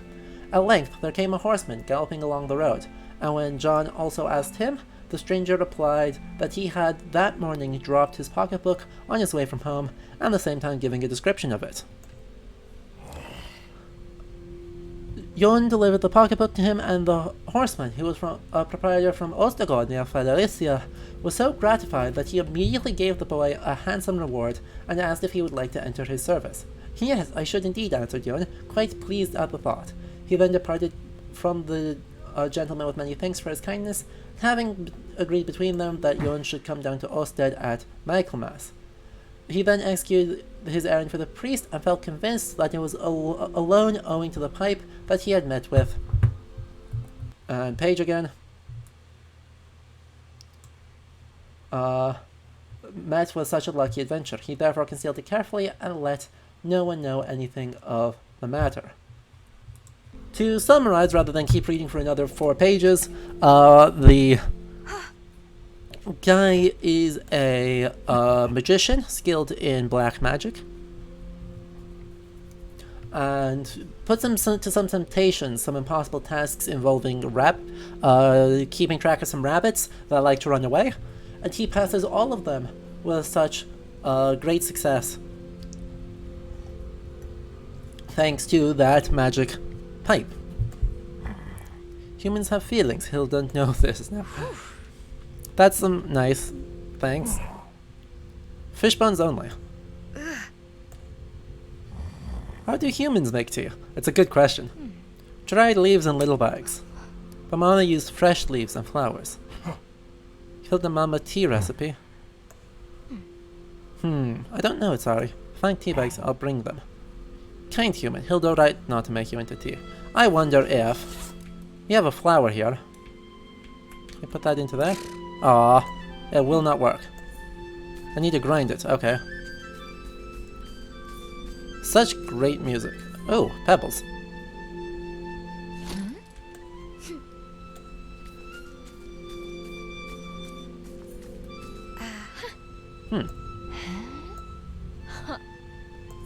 Ha! Joke's on you, you're in a video game, Tove. That's not gonna happen to you. Such good music. Anyway, to finish off the folktale, Jon passes all of his tests with flying colors, and even when he is most tempted to lie, he is physically incapable of doing it, and so manages to use them to great good success to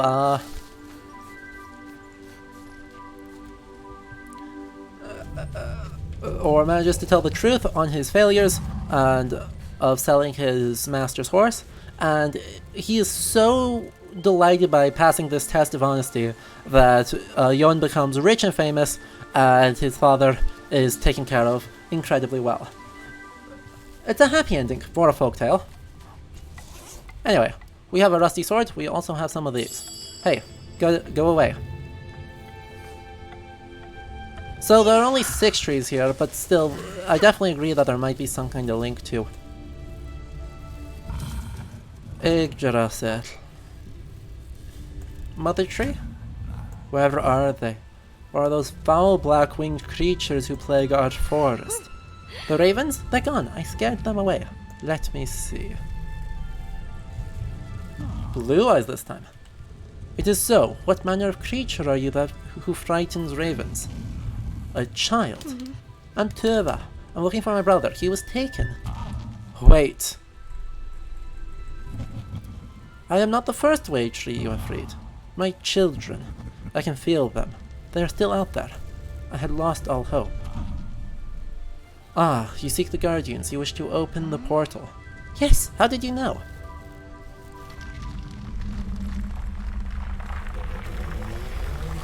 Ooh. My family are connected. As you help us find each other, we will help you find yours. We are connected again to the Tree of Many, our wisest child. If you like, you may now walk the hidden routeways between us. A secret path? Wow, so that's what those carvings are. Ah, you have already found another of my children. Ooh. With every way tree you free, you'll find a path to return here. It was once that the Guardians communed through our routeways. Perhaps with your help, our routeways will show them a way back. Why don't you try it now? Yes, there is no need to be afraid, child. Don't fall into fear and despair as the forest have. You gave me hope I had long lost. Bring the forest back, you bring the Guardians back. And Lars, thank you. I will. Ooh, and we can go another direction now.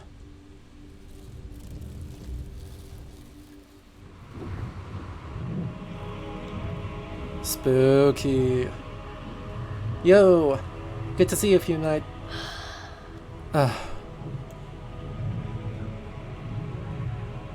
He is manacled. Where am I? Why am I chained up? Röki. Don't be afraid, child. You are where you should be. I am Röki, and this is the prison realm of Utengard. I don't want to be here. Where's my sister? I want to go home.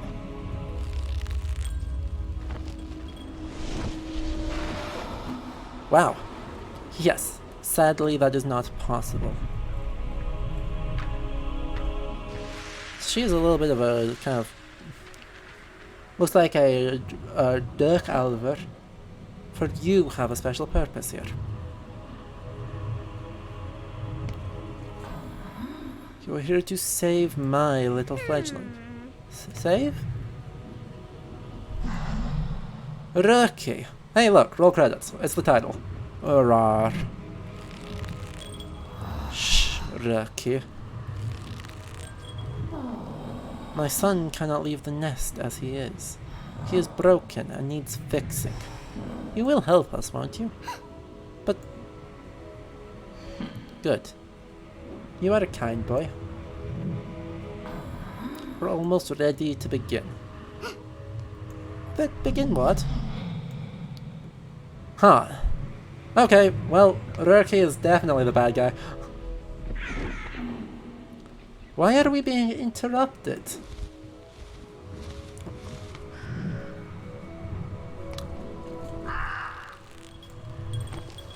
A girl in the routeways. So the trees see again. That was not what I wanted. Of course, she is free to journey as she wishes. But the forest can be dangerous for a child. Fly back to that world and watch her for me. Be my eyes, my ravens.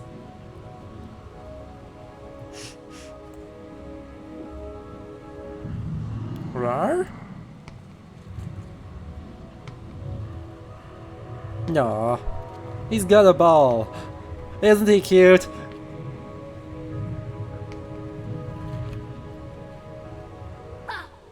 There.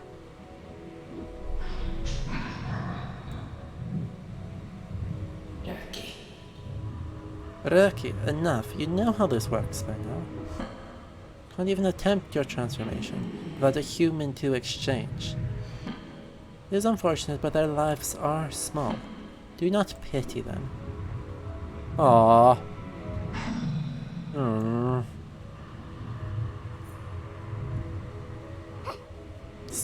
You want this back?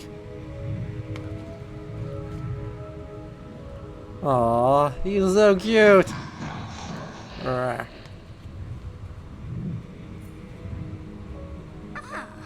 You want to play? He's so cute! I love him already.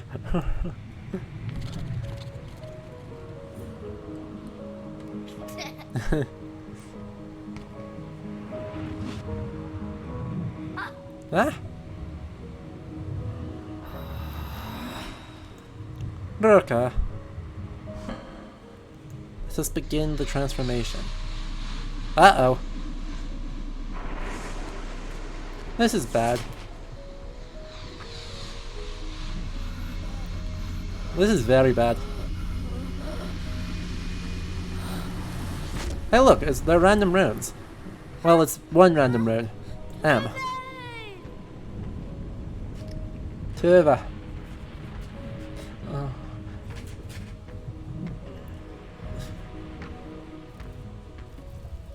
So that's not good. Let's go this way.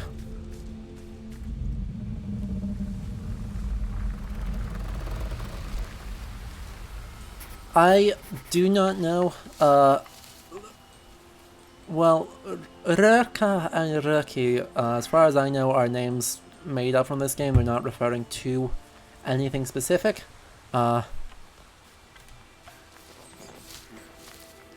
From Norwegian folklore. But, yeah. So they are complete inventions, though, I mean, Röka clearly, seems to be pulling a little bit of, like, D&D with the Raven Queen, and also a little bit with kind of, like, a little bit of hell vibes. Damn, need something sharper. Unlucky. I don't know why I can't give the Croca. I don't know why I can't give the Croca in here, the oats. That would have made sense to me. Maybe I need to put them in something to make actual porridge. Then give him the porridge. I don't know what I'd do for that, but I need to find tea first, so... Instead we will go back... Oh, there's a something there. Hello.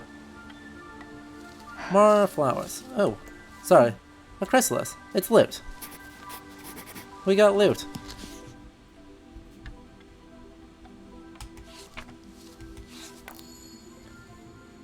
We also got something...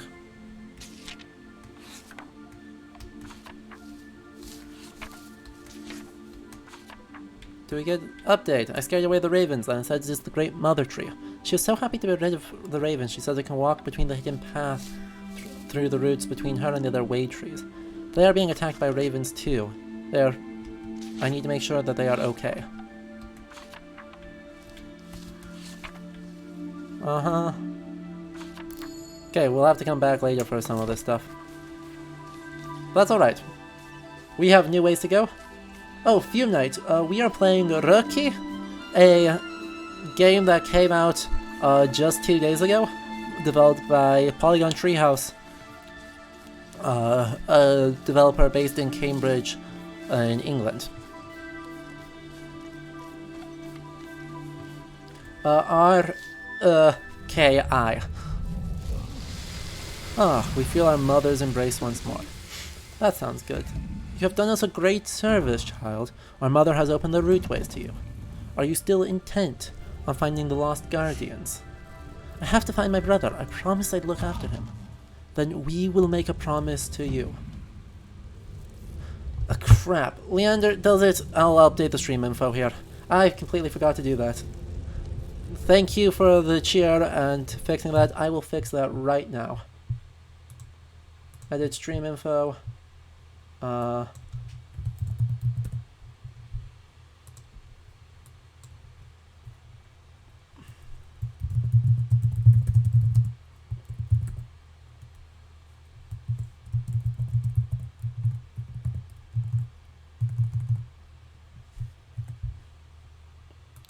There we go. Thank you for letting me know.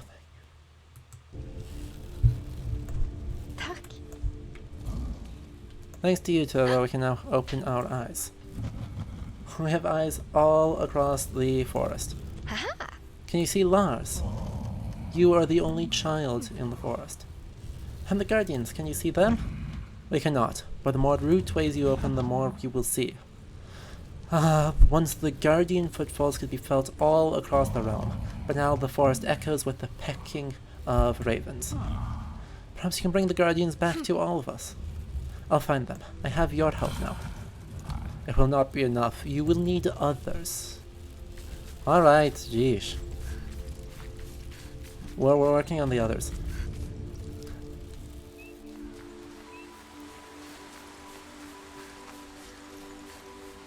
We can go in here. And then we can go over Here. Whole new area. Boop. Mushroom. Boop. Very cute. And we have basically like some kind of hobbit hole here. Isn't it lovely? Someone has really green fingers. It looks like there were either butterflies there, despite being out of season, or there were fairies. In a very traditional sense of the term. Hello? Oh, another troll. Hello. Hello, Croc. What's this? Very realistic statue. Croca. Real, not realistic. Oh, a talking toad. I'm not a toad, I am a hostage. Trollhulda. Oh, don't listen to him. Garden pest. Hulda kept him to eat the other pests. He's a crocaling. Crocalings usually like slugs. A lucky thing, all he can eat here. Well, I do not. I am not like my brothers. At least he makes a good statue. Statue's not meant to talk, though. Poor thing. I should check he's okay. Lots of stuff here. What is this wire?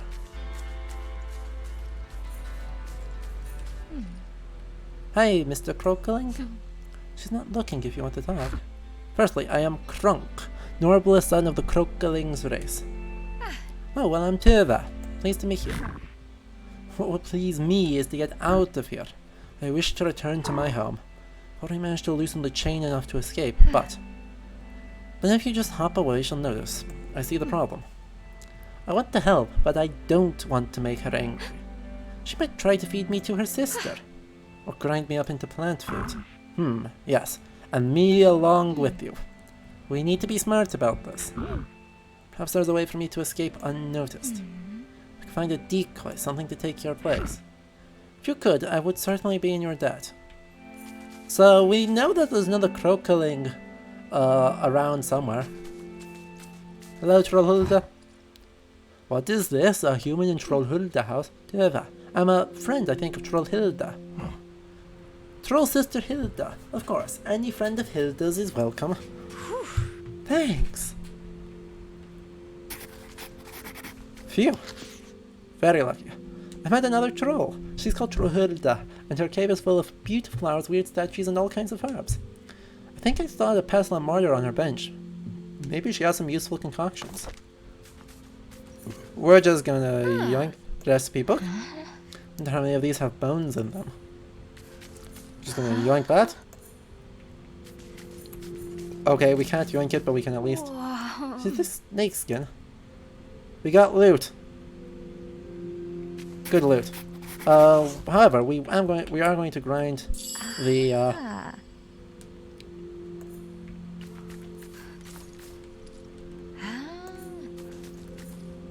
Hello. Recipe. Toasted gruel, 3 ways. Definitely shouldn't need anything in here. Tomte beard hair exfoliating scrub. Sleepy tea, that sounds useful. Keep this for Lars, make bedtime easier.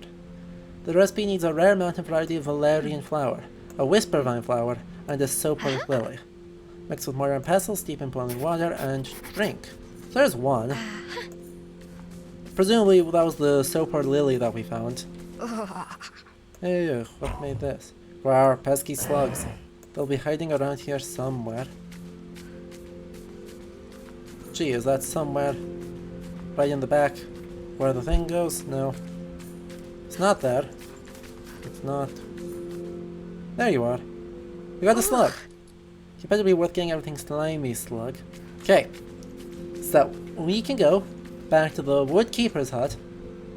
And then give the slug to the Crocaling. He'll come join us as we go back there, and then we can trade him out for the other one and get the other one home. Perfect. Flawless plan, right? I'm sure nothing will go wrong. Also, yeah, these guys look like fairies. They don't look like flies. Hello, fairies. Bye.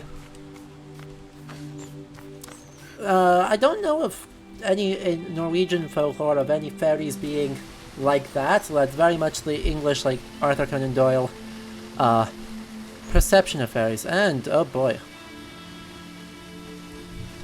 How bad is... oh. Crap. We are going to pause for just a moment while I let you listen to this. I need to switch out the ice pack underneath my computer because it is boiling. So, I'll be back in about a minute.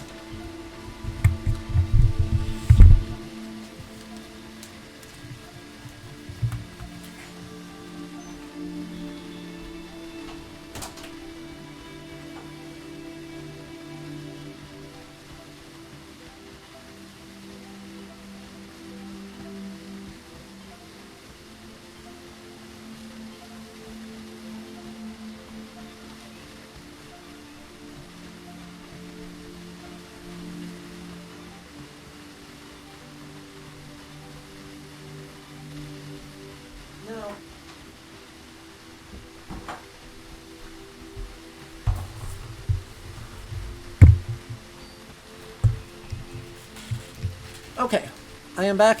We should be good. It has more cold underneath it, and that should help us greatly.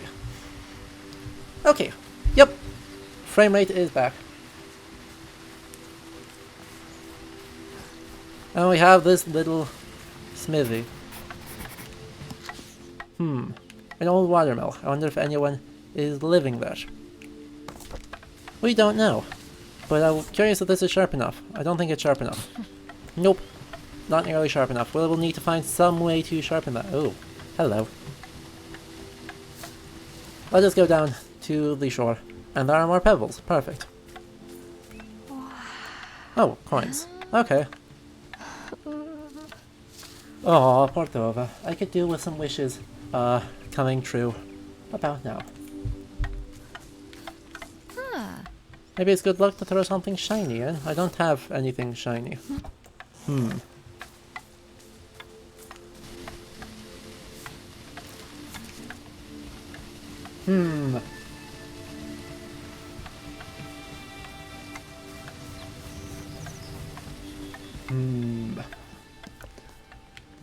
A whole new place. Hello. There's a bowl here. A bowl? What's this doing here? Oh, Mama would put out bowls of food like this. She said I would bring the tiny Tomta to help in the house. She said I'd be her tiny Tomta. That's what she called me. What I call Lars, though he'd make the worst Tomta ever. Yeah, but I'm not sure I was much more help than he is. But maybe here. This spot has markings on it. The Tomta find the bowl? What if I put these in that? That's not gonna work. Okay. Ooh, the bowl has runes on it. Those runes are do not spell anything. Something BPS. Yeah, those runes do not spell anything, but they are good old-fashioned Elder Futhark runes. Lars. It's clean and empty. Makes me miss cooking for Lars. And there's a coin there? Yes. Oh, matches. Amazing. There's no wood inside this, though, right? Yep, no wood. I can make fire there, I just need to find the wood first. Oh, perfect. And a sharpening wheel. And gears. Oh, jeez. Looks like an old grindstone. So old it's not working. Cogs are way too... So, presumably we help the trolls, and the trolls can help us. Or the Tomtas can help us. A mallet.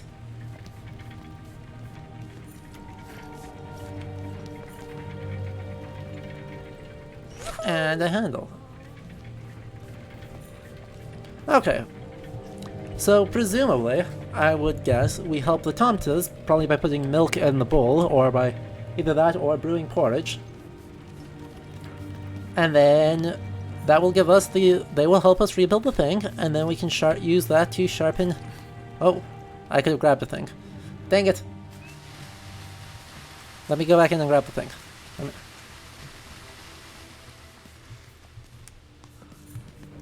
Hello. Yes. Nice dry wood, it will burn easily. Good. I like burning easily, but I don't know that I have the ingredients to light that fire yet in a useful way. Well, that definitely doesn't work. There's very little over here. Ugh, what are these things? Something sharp to get past them. And a ginormous shelf mushroom. And something is here. How we draw water up, the handle is missing. Perfect. We have a handle. I can do something about that.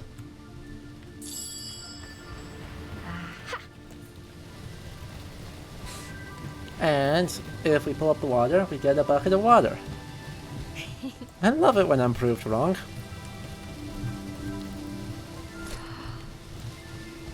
Perfect. I know what we can do with this.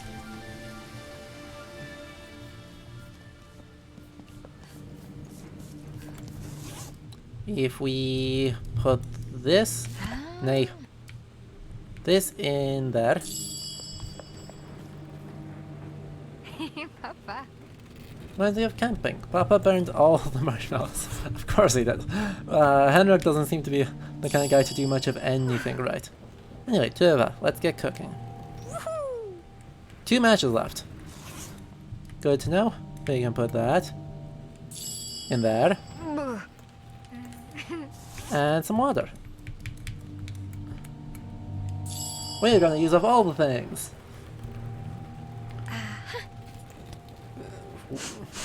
Smells good. Just need something to serve it in. Well, guess what? We've got a bowl. Nope, but Tante doesn't want this porridge. Making me hungry. And now we can put the whole shindig right there. And milk and porridge are kind of the correct things for the Hulde folk. It's a tomte. You want to help me? Well, I need to fix the grindstone. Ooh. He means business. Or he's run away, won't wait to find out. So, this is a good time to go find another folktale. One of the many stories of the Hulde folk, or the various hidden peoples of Scandinavia. So, music might cut out, we'll be back in just a moment.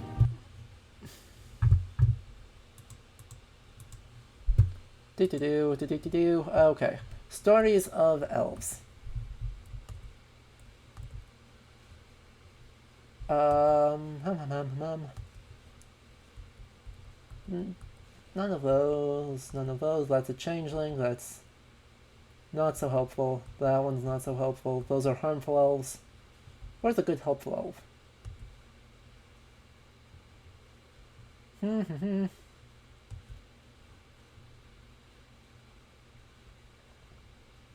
There we go. This one will work.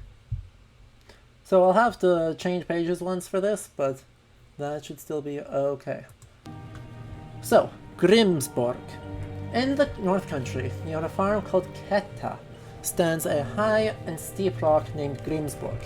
It is said that, in this wild castle, elves have dwelt for many ages, and that their chief has always been called Grimur. Certain old folk, not long dead, used to declare that in their time 4 elves dwelt in the Grimsburg, 2 men and 2 women, and that of these each pair went in turn to the church at Ketta when there was worship, leaving the others at home. It happened that a bad season, for a long time prevailing, cut off from the inhabitants of that district their supply of food and drove them to the very jaws of death. Once, during the famine, the father of Ketta, chancing to pass the elf castle, bethought him of what hope might lie in appeal to the goodwill of the chief elf, and going close to the foot of the board, Orc said in a loud voice, "Rich Grimur of the castle, hear our sorrow, and of thy pity, ere shall dawn tomorrow, cast up beneath the rocks upon the shore a mighty whale that we may starve no more." Then he waited to hear if there should be any answer to these words. In a few minutes, a voice came from the elf castle, saying, "Whale, come to land, lie stretched upon the sand in death, that those who feared to die from famine find salvation nigh. Page turn. Page turn. As soon as he heard these words, the farmer returned home joyfully, knowing that the days of the famine were ended since the elves vouchsafed their help. And next morning, going with a large band of men down to the beach, what should be seen lying dead upon the rocks but a fine whale, which had been driven up by the surf in the night. So ended the famine at Keta. For before the people had finished the flesh of the whale, the season changed and good days came back again. Aw, no hands. Maybe not. We can grind that, and sadly though,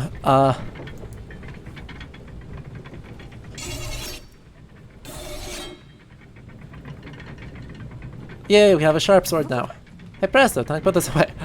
Very carefully. Sadly, well, elves or tomte or huldefolk or whatever you want to call them definitely can be helpful. They are also kind of mischievous. Tomte! Good. Thank you for the advice. You are much hairier than tiny Tomte lives. Tomte! Good. Anyway, they can sometimes be harmful, especially to naughty or unkind people.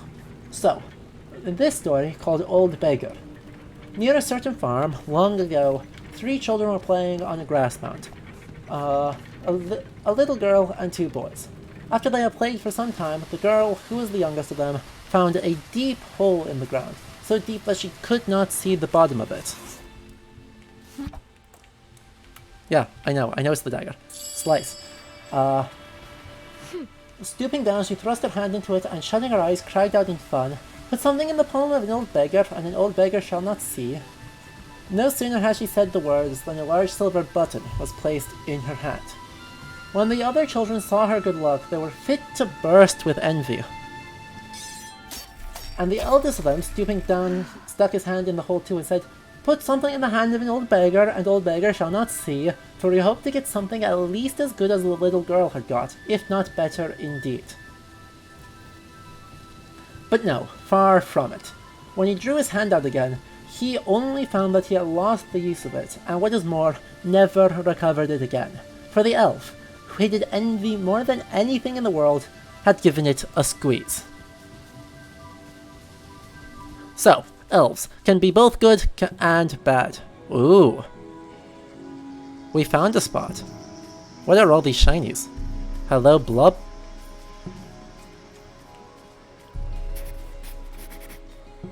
I see a thing here. What's happened here? There's a massive handprint.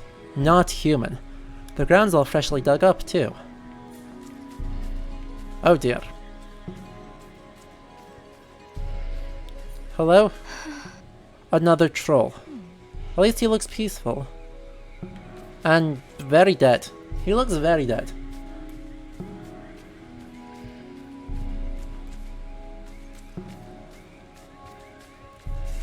Hey. Nope, that's the slug. That's the slug. I should deal with the slug soon. Oh, I can't actually do anything about that. Okay. There's a stag here. Wonder what if we go down, what we'll run into. A very old building with more stag sculptures and an impact crater. That's not good.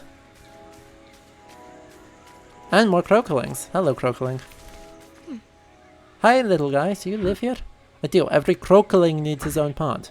It's my right. I won't go back. Won't go... Huh? I don't understand. I only wanted to ask if there are any Jötnar nearby. Jötnar? Don't know anything about that. Please, leave me be. Okay. Don't want to be left alone. I'll leave you alone. Ah! What just happened? Did that fungus just move? It's like it reacted to me being here. That's not possible, is it? Spooky. We'll have to find some way to deal with that later. And we have some runes. Looks like they turn. What do you know? We need to set them upright. No. Upright. One more, come on. E. That wasn't right already. And this one needs to turn a few times. That's Thor. I would agree, this is probably the stag's territory. No? Is that... I know that one's right way up. Well... Okay, it went it that way. Okay. Ooh. Yes.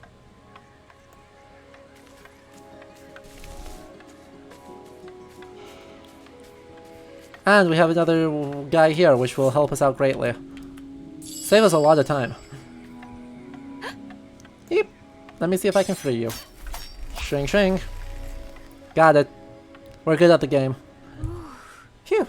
They were tough.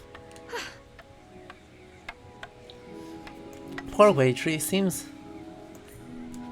We need to take a look around. Arr. Arr. Got it. No, still? What else is... What are you doing all the way out there? Go away, Raven. There, the Raven has gone away. Ah, thank you, little one. We don't know what's gotten into this forest lately, but for certain it's nothing good. Yeah, something strange is definitely going on here. Are you alright now? The Great Mother Tree sent me to find you. Yes, yes.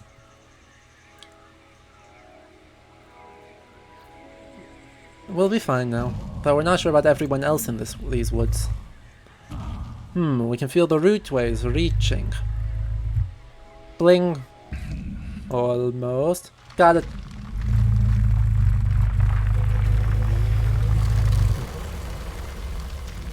Perfect. Yes, that's it. We are reconnected to the Great Mother. You have helped us so much. Our rootways are your rootways.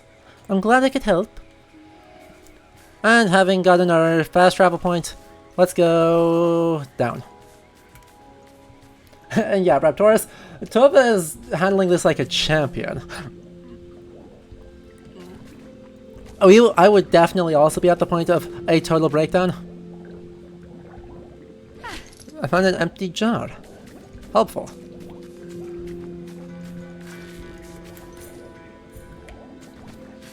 And a trowel? A trowel. You enjoy taking my things, do you? What? Am I hearing things? The sound of your conscience, perhaps? I'm sorry, whoever you are. I'm just trying to find my brother. And does that warrant petty theft? No, but there was a monster and it took him. And there were trolls and... Okay. You had to say something, Raptorus. I'm supposed to find some... Did you say guardians? The Jutnar?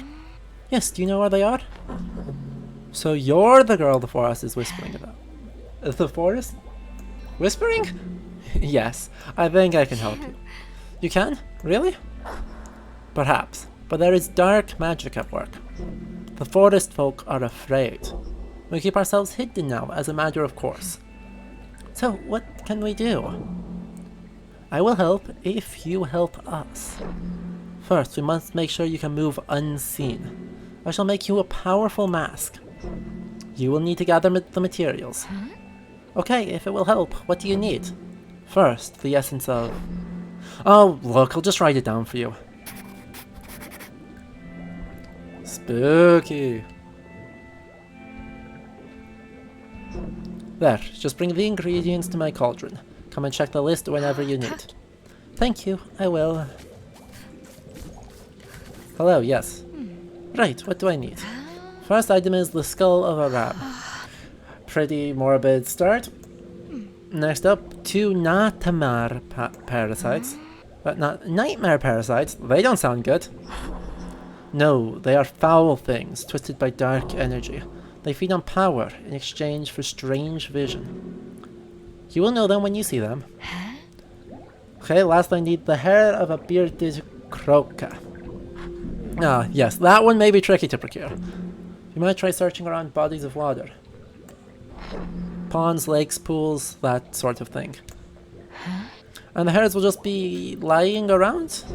I doubt it. You may need leverage. Sanzon, why would I need... Just remind her of her sons. Offer to help. Okay, got it, I think. Kosek. Yes, bubbling cauldrons are, in fact, sometimes a thing in folklore. Not often, but let me pull up another folk story. This one is from the PDF, so it may take a little longer to find. There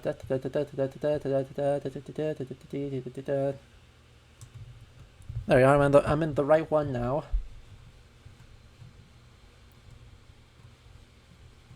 Three dogs. The widow's son. There was once a very poor woman who had only one son.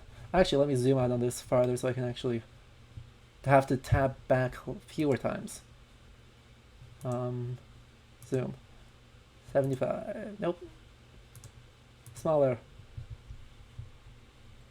There we go. I will do this as best as I can. This is a fairly long one too. Okay. The widow's son.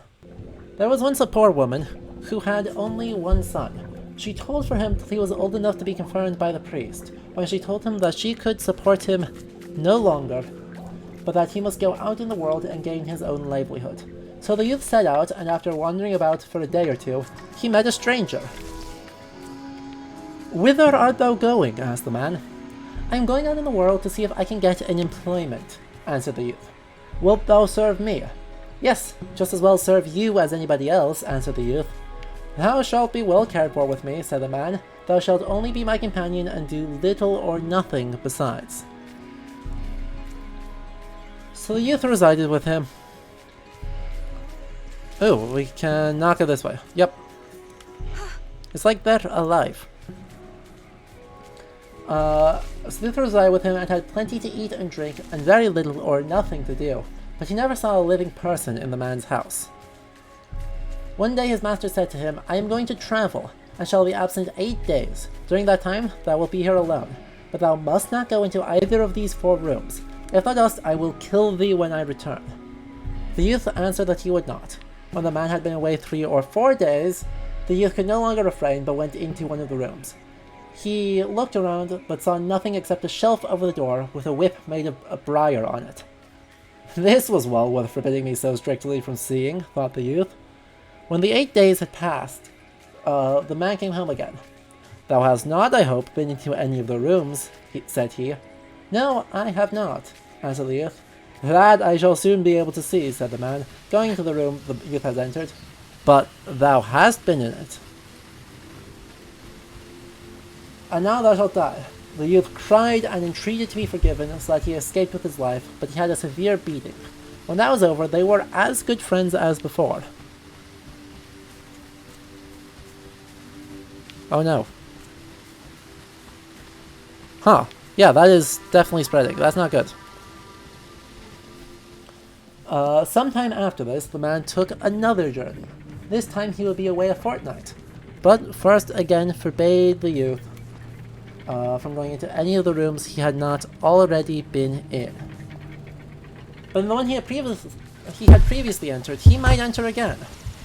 This time, page, all took place just as before, the only difference being that the youth abstained for 8 days before he entered the forbidden rooms. In one apartment, he found only a shelf over the door, in which... lost the page. Number 3. There we go. In which lay a huge stone and a water bottle. This is also something to be in such fear about, thought the youth again. When the man came home, he asked whether he had been in any of the rooms. "No, he had not," was the answer. "I shall soon see," said the man, and when he found that the youth had nevertheless been in, he said, "Now I will no longer spare thee. Thou shalt die."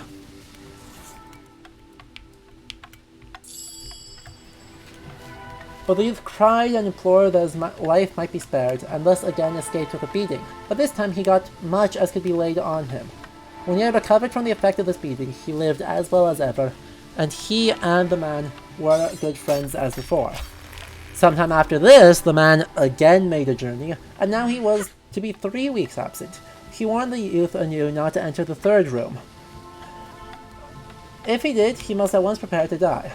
At the end of a fortnight,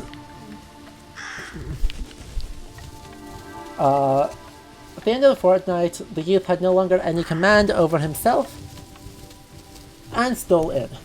But here he saw nothing save a trapdoor in the floor.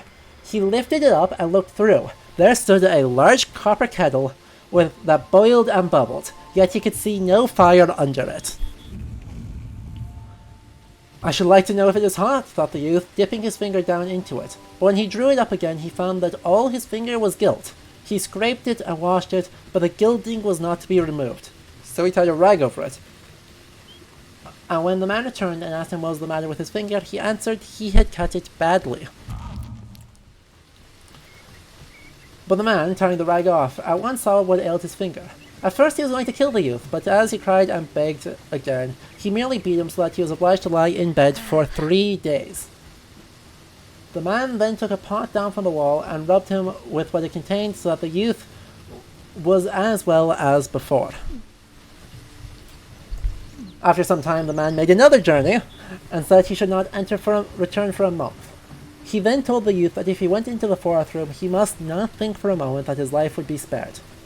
1, 2, even 3 weeks, the youth refrained from entering the forbidden room. But then, no longer having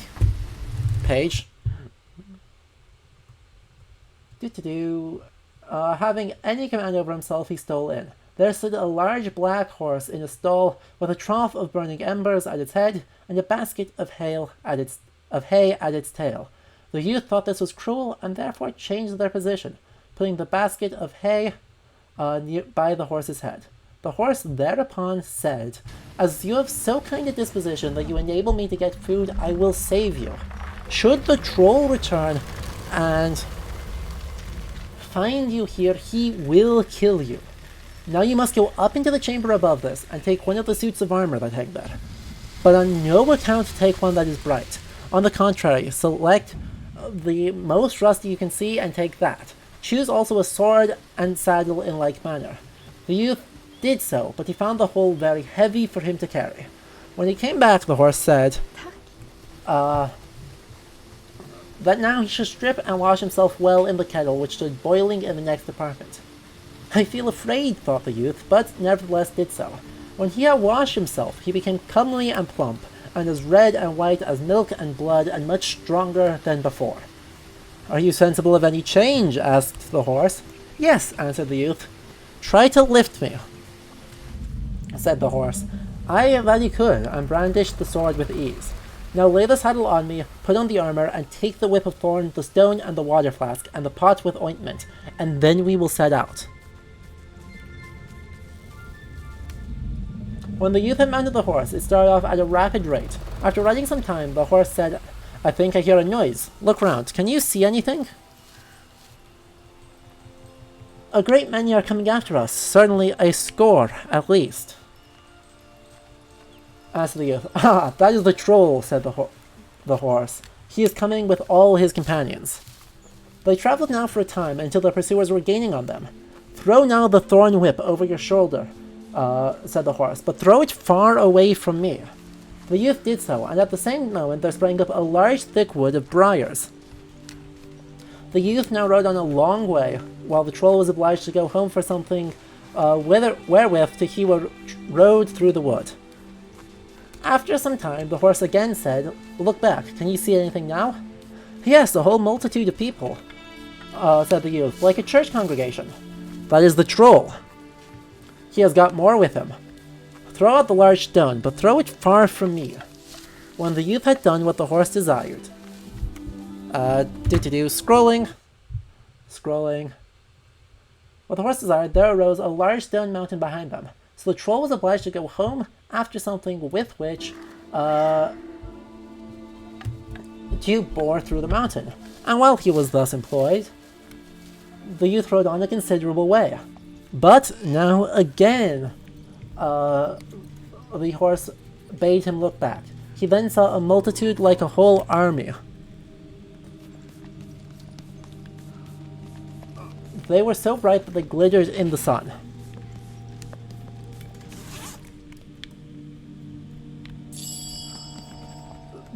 Well, that is the troll with all his friends, said the horse. Now throw the water bottle in. Throw the water bottle behind you, but take good care to spill nothing on me. The youth did so, but notwithstanding his caution, he happened to spill a drop on the horse's loins. Immediately there arose a vast lake, and the spilling of the few drops caused the horse to stand far out in the water. Nevertheless, he at last swam to the shore. When the trolls came to the water, they lay down to drink it all up, and they gulped and gulped it down until they burst. Now we are quit of them, said the horse. Well, there's more to that story, but nothing relevant to the bubbling cauldron that we got earlier. The boy is an idiot, but at least he's an idiot who escaped from the trolls successfully. He eventually ends up married to a princess, and the horse turns out to be a transmogrified prince of an enemy kingdom, and after killing the king of the enemy kingdom, who was the one who turned the horse into a horse, turns back, kills the horse, turns him back into a boy, and they become sworn brothers and great friends. Happy endings. Mother, she wanted a son. Aren't you a boy-toad thing? No, the woodcarver wife. Oh, what happened? She was not a woman. I don't understand. So it was not a little boy. She took him away. Like Lars, where did she go? Don't know. I hid. So, here we actually got confirmation that this is the events of the folk story. That the woodcarver's wife is probably, what is it, Ruska? Or Röka, sorry. I want to go home, but I can't remember, where it is. Can I come with you? Of course. Hop in, we'll find it together. Well, we have one. Nay, I did not want to go that way.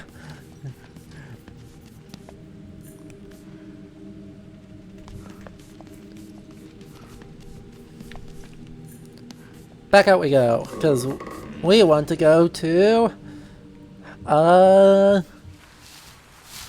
the weird thorns. Weird thorns aren't welcome. Let's get rid of this. Yes. Hey, that wasn't so bad. Go to the... Yeah, Leander. This is part of the genre, kind of derived off of something known as, like, probably Riddarasögur, or stories about knights.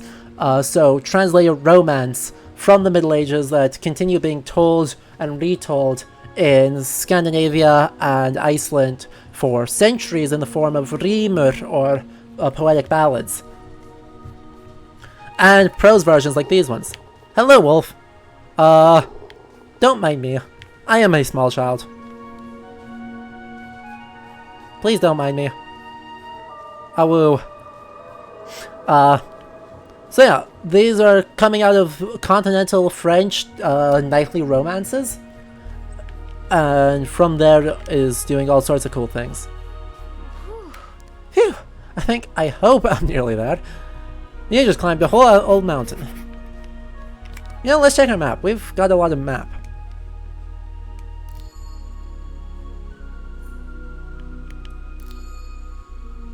Nay, that wasn't where I wanted to go.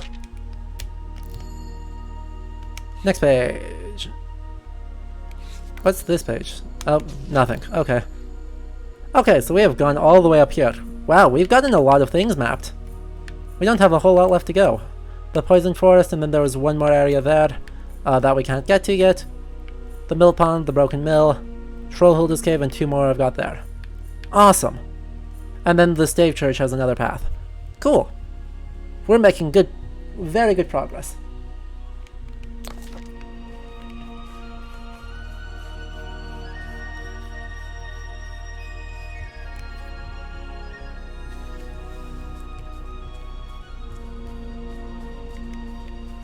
This music strikes me as very kind of almost Japanese, with like the Shinto, a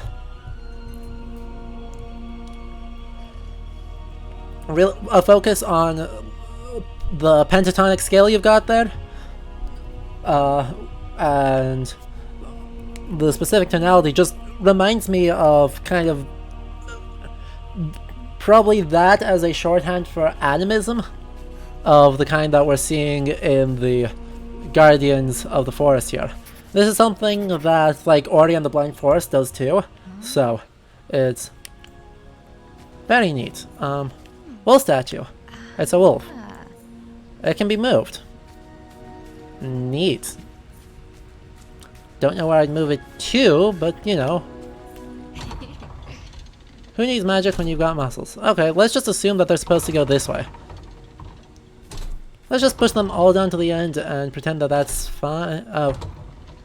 That actually is probably right. To push them all down there and then look. Cause I need... oh, I see it. I get the puzzle.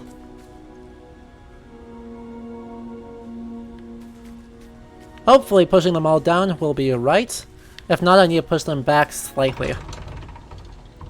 So that they line up. So they actually line up with the shadows.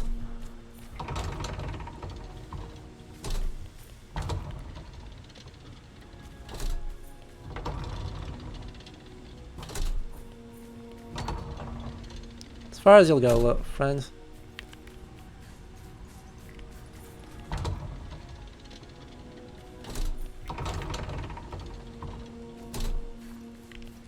Let's see. Yep, too far. Okay. Not a problem.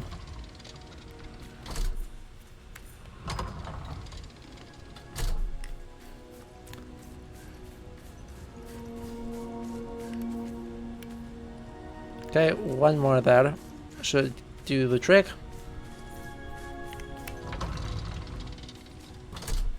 One more here. I'm pretty sure that this is the right way to do this puzzle. We'll see. And you just keep checking till they line up. Cool, so that one lines up, this one does not yet. This guy goes one more this way.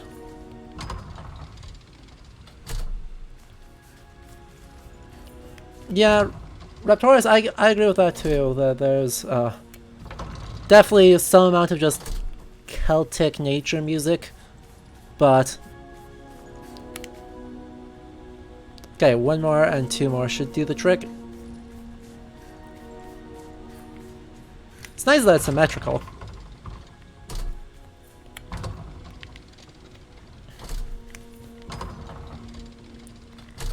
Easy puzzle, right? Is that enough? That is not enough.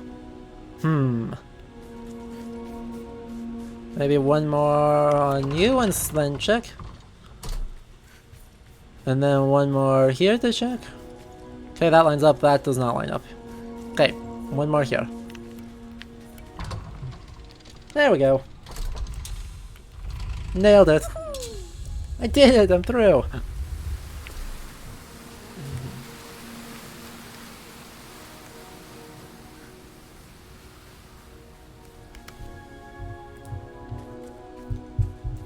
Being through is good. Being through is very good. Let's see what's in here now. Ooh, a new area. With constellations. Don't ask me to identify them, though that is Ursa Major there. On the second one. But I see one of them is damaged. What's it for, though?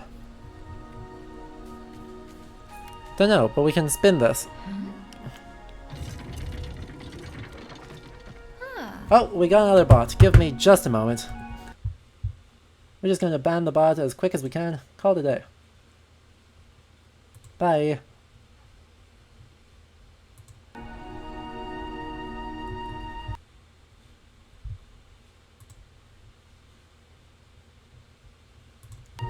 Bot's not welcome.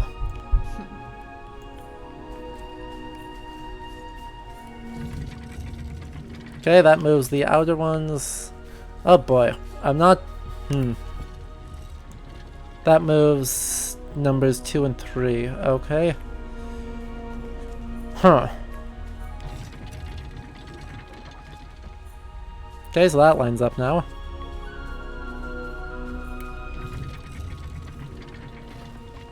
That doesn't line up. That doesn't line up. That lines up. Oh, wunderbar.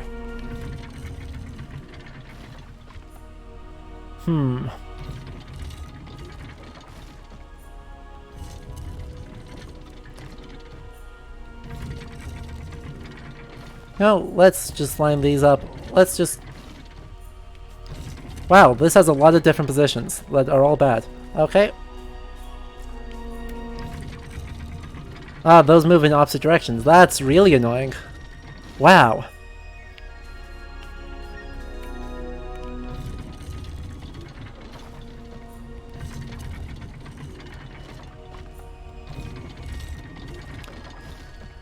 Chat, you might have to help me with this one.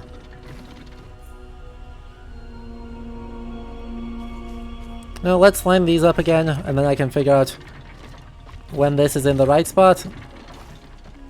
Okay, so that's lined up. So, I need to get...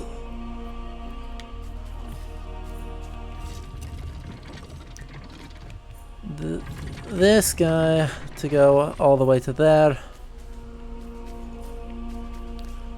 Well, again, that doesn't actually work. I need to take this probably 2 more. Yeah. Nope, that's not lined up. Thank you.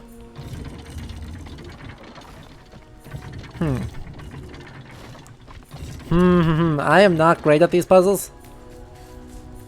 I need to remember, what does this one do? That moves the outside. Perfect. Now we can just move the inside until it all lines up. That should be... voila. Cool, so that's... builds the dragon up in the gates and it opens them up. Hey, I got it.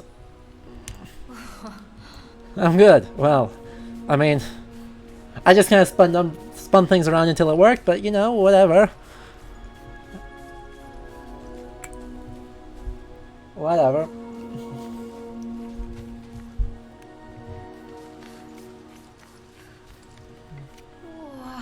Oh, okay. See you, Raptorus. We'll be going for about another hour, so if you can come back in, we'll still be here. Otherwise, have a good rest of your day.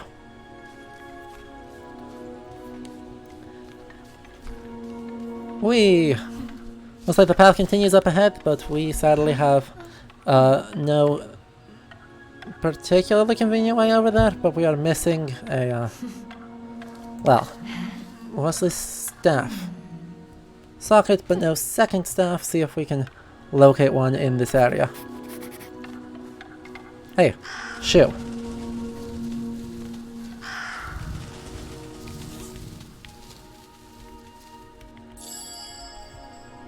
Voila. Yep. Let me see if I can free you. Yes. Tove, to the rescue. You saved me. I thought they would never go away. I'm so glad you're okay. The Great Mother Tree sent me to find you. She did? Oh, I'm so happy. I've been all alone here on this ledge for centuries. Wait, I think... is that you, Great Mother? Voila! We did the thing! We are reconnected. Here, child, our root ways are yours to use. Thank you.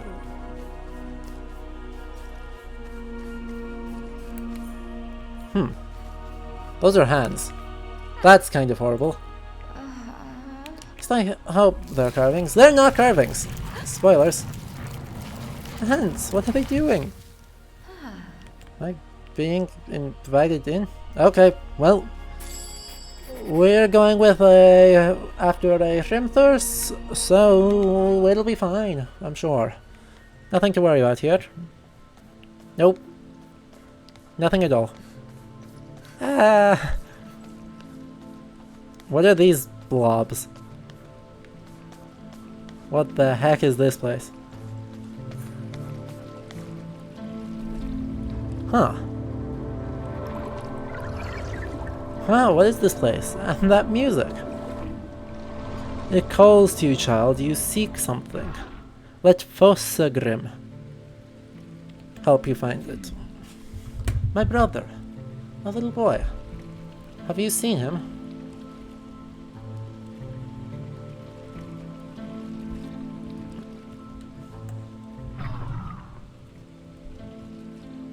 No child has entered our waters in such a long time, but we hold many hidden things. Step in and see. I don't think so. My younger sibling would simply pull you beneath. I can't seem to lure in anyone these days. That's not a very nice way to greet visitors. I'm a spirit of water. Water is not nice. It flows with the notes of my song. Can nurture or destroy, depending on the melody. Your music makes the water do what you want? Wow. Indeed. Do you have an instrument you wish to master? Oh, see you, Karabaki. No. Surely you have an offering. Sorry. Also no. So what brought you to my path? I need to get to the Yitnar. Guardians? They leave no ripples on our pond now. I can reach them, but I need a staff with a wolf head on it. A rock creature brought something like this to me, but what use is a staff? I require food for my services. She was to enchant a flute. To return to her brothers, she said. Trollhilda. She gave no name. She was wise in one way, at least. Thank you. I'll ask her if she still has it. Thanks. What a mess. Who left all these plates? Those who sought my favor. With what? The desire to master their music. To make it flow in them as the river, rise in them as waves. Some even wish to command the water itself. To do that, they just need to bring you a meal? Their instrument and a meal, yes. To control water. That can't be all. It sounds too easy. Your wits are sharp, child. You would like to gain this power for yourself, yes? It does sound tempting. Then you must satisfy these thirsty stones also. Their power will be needed for such an enchantment. Satisfy them? How?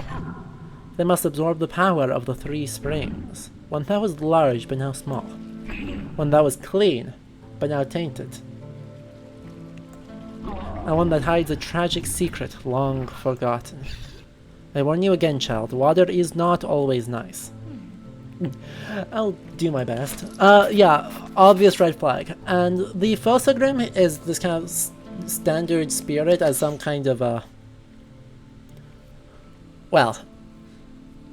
a water spirit in Norway. It's got a different name in Sweden. That is sometimes helpful, but often will play an instrument to basically Pied Piper of Hamelin people and lure them to their deaths. As with most things, rivers in Scandinavia are incredibly dangerous. And dying by drowning is one of the most common ways that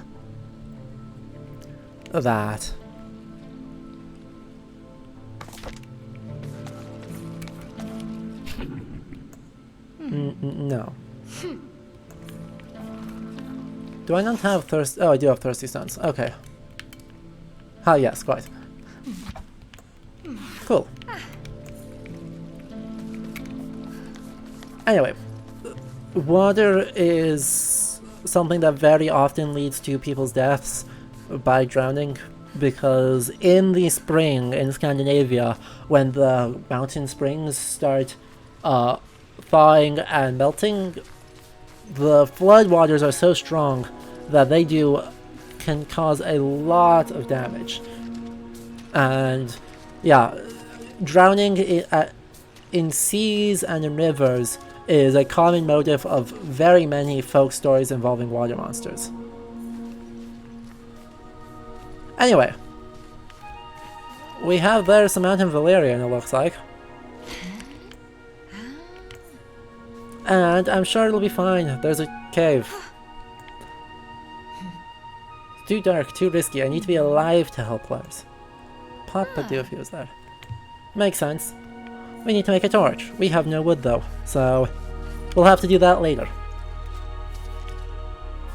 Yeah. I mean, if you're dumb enough to walk into a Fossa Grimm's spring, that you kind of get your day ruined. And that's that.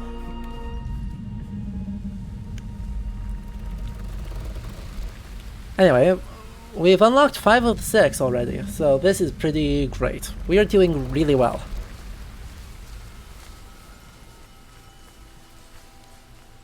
Let's go this way.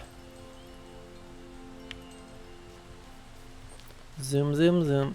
Oh, actually, I want to check something here. I want to check if we can make it this way yet, or if we need to do a little bit more.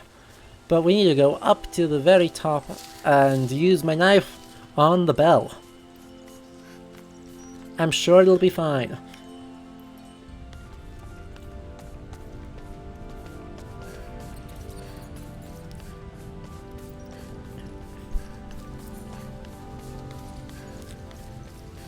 We're gonna just keep being very cute. And off we go. Up, up, up. Now, this game reminds me a lot of kind of like Sierra adventure games, but in a way that is a little bit less moon logic, because everything except the bear trap has been pretty sensible. Yeah, here we go. Poor Belle.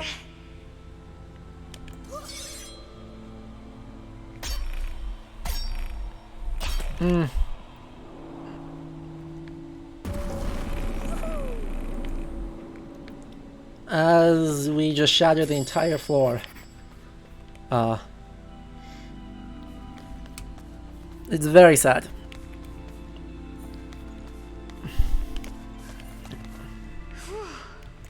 The church bells are incredibly powerful protection against all sorts of evil spirits, but using it to just open a hole in the floor is whew, one way of making it farther. But this is a much older place, it looks like.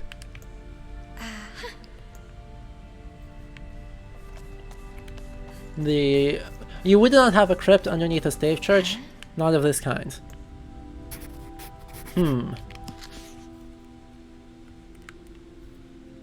I wonder if we can... Nope, wrong one. Damn it. This way, I want to check, see if the stave church has things cleared. Tree of Doors, Trollhilda's Bridge, Sunken Cabin, Trollhilda's Cave, Mill Pond, Broken Mill, Forgotten Church. Okay, doesn't have what I wanted. What is the Parish Register tab? It doesn't say anything. Okay. So we've got a moon symbol and a few things from there. What else do we have around here? Let's explore this area first and then we can figure out this puzzle.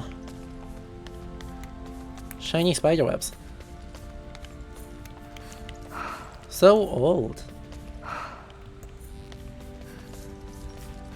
Ugh, about 100 years worth of spiderwebs. Something's behind it. Can we slice through the spiderwebs? We can slice through the spiderwebs. Knives are good. And there's another block. Oh, it's a stone block with something carved into it. Oh, there's a thing shiny. It's a little Tomta hat. Shinies. Good shiny.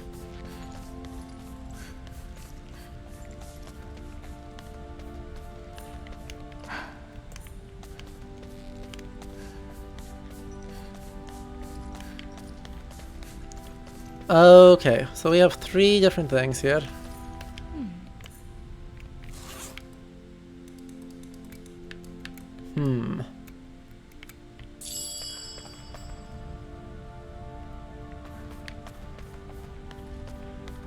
Nay, it's not that. I thought it was going to be that.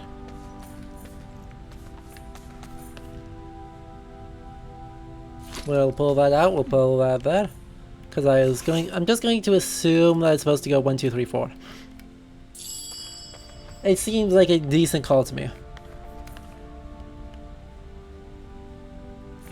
We also have a trowel, which can give us a whole bunch of new things. I should see what we can do with that soon. Huh. I've got a lot of items these days. And I've made progress on a lot of guardians. We'll climb up that rope, and we'll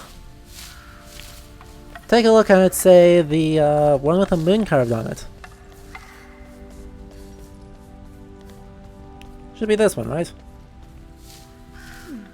Carl Carlson, Temple of a Moon as well. Don't suppose I can do anything with this. Nay. Okay. That's fine. Then you know what, we can do a few other things while we're in this area until I can get around to figuring out that puzzle.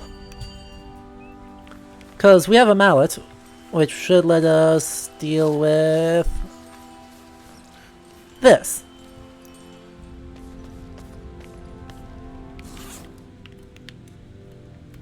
Knock out the bit there, which will give us a thing.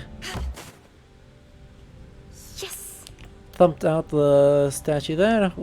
We have a trowel, so we can dig out this.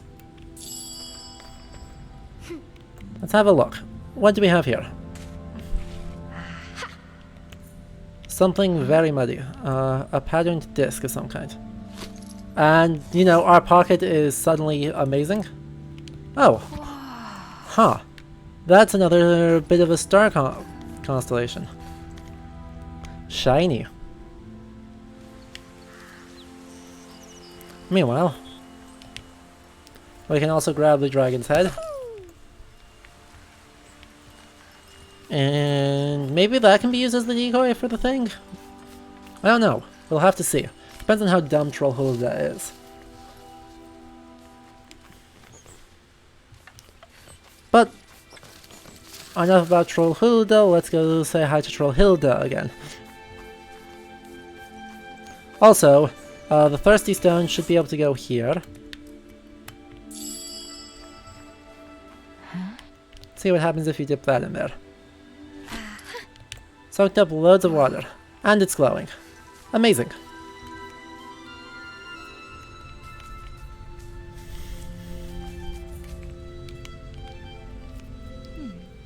Hilda? Mighty Tove back to visit Hilda. I'm looking for something I think you have. A staff? You mean a wolfy stick? Hilda gave to Troll Hulda to scare ravens from garden. Hulda is Troll Sister, a hedge troll, grows many things, makes nice tea. Poor Hilda has no good tea. Oh, tack. I'll see if she still has the wolfy stick. Thanks, Hilda. Indeed, thanks, Hilda. Now we can go back to Hilda.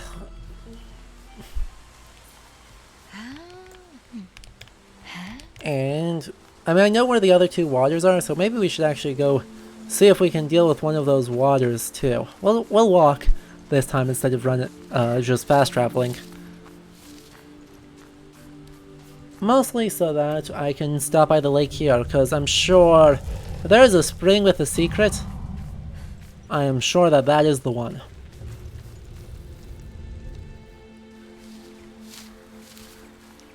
Zoom. And they are sadly, none of those are lit up yet, though I'm sure they will be.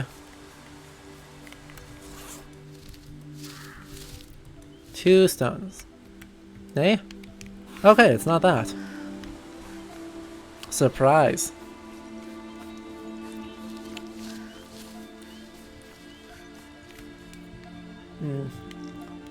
Neat. So we're making really good progress here. We've only got one thing left.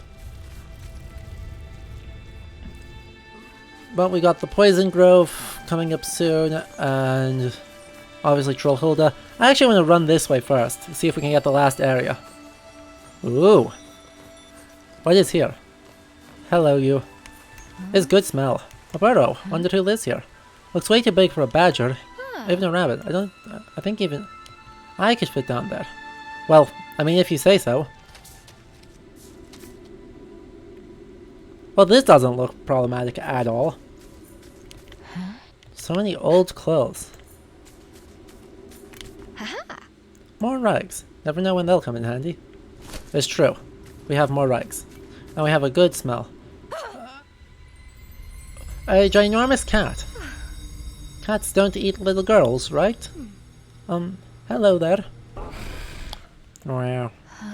I'm Tove. What's your name? I am Yola Katerin. There you are. Hello. Whoa, you mean you're the Yule Cat? I am the Great Devourer. I am the woe of those with no new clothes. And yes, I am sometimes known as the Yule Cat. They used to live in fear of me, but no longer. Why not? Yola Katerin is the hungry black night. Yola Katerin is the sinking black dread. Yola Katerin is not grey. Not grey? What do you mean? My fur is going grey. This is unacceptable for Yola Katerin. Oh, I see. Maybe I can help. Ugh, humans don't help the mighty Yola Katerin. They feed him. Feed? But I thought you weren't feeling so mighty anymore. This is true. So be it. Return my fur to its obsidian splendor and I will skip your house next Yule. Even if you don't have any new clothes. That's it? Doesn't sound like a great deal. You dare refuse Yola Katerin's blessing? I accept it! Very well. I await your return.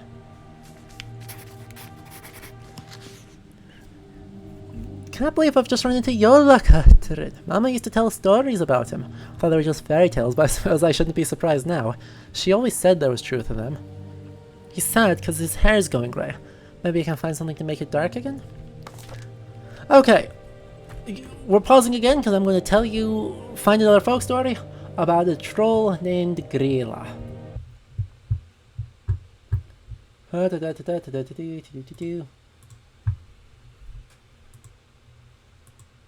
Right at the end of the stories of trolls, and before we get to ghosts and goblins.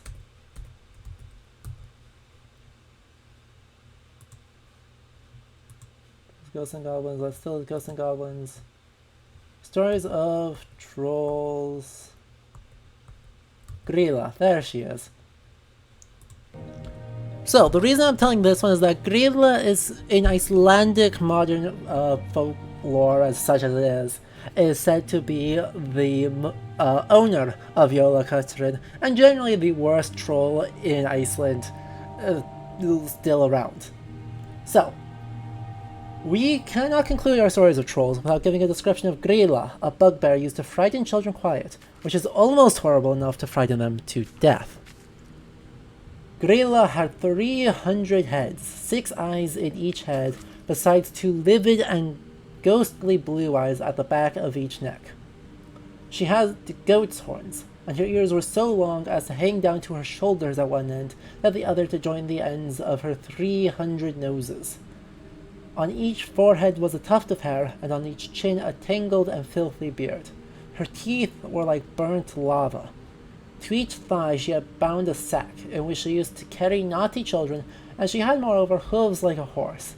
Besides all this, she had 15 tails, and on each tail 100 bags of skin, every one of which bags would hold 20 children. Grilla had a husband named Lepaludi, a scarecrow, and they had 20 children. In addition to these, they had 13 more, whom Grilla is reported to have born before she was married to Lepaludi the scarecrow, called Jólasveinar, and as they were supposed to come to human abodes about Christmas time and take away the naughty children. More is told about all these trolls, which is not worth repeating. Grilla is incredibly popular in Iceland these days as the, thing you... Oh, poor Yola Katerin. Hello, I would take your mirror, thank you? No, dang. Okay, well, one cat later. But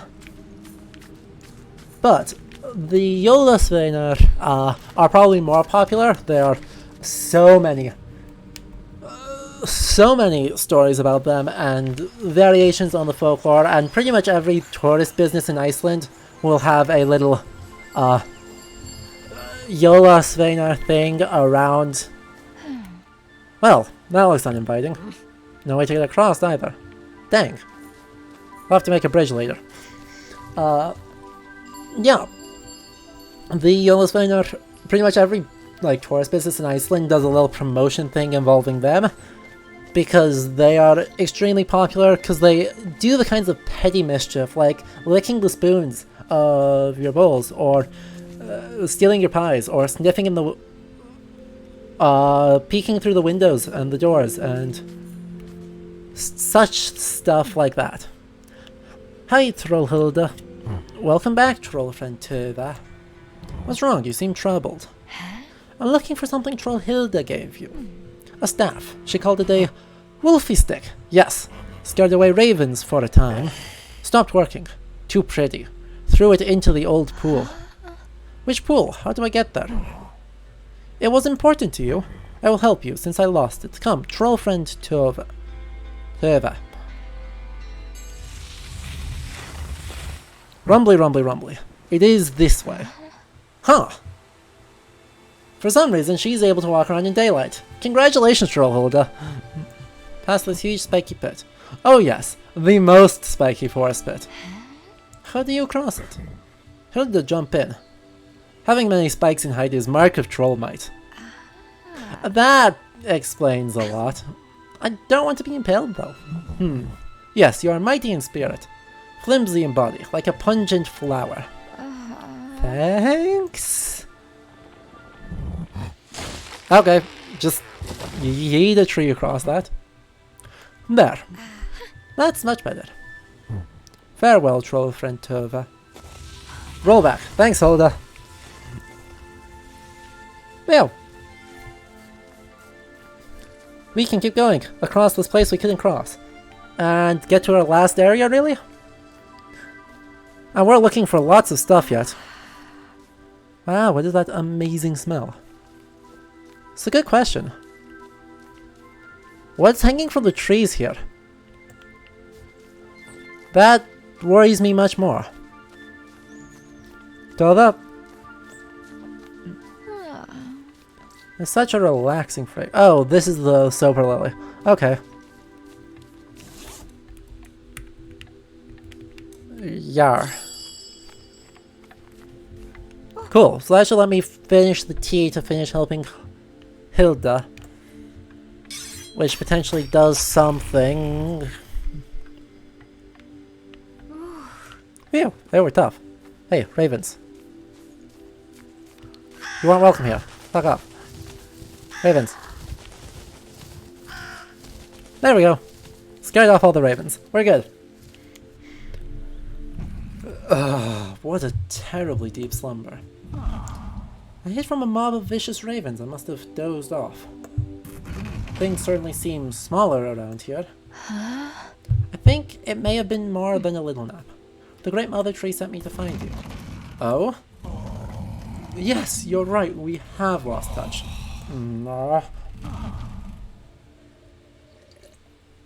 Almost there. I can feel the rootways. And we got the last of them. We have now unlocked all of our fast travel points for this area. Thank you for waking me, child. Our rootways are yours to use. Amazing. Ooh, is it coming from those lilies? Oh, whatever it is making me feel super drowsy.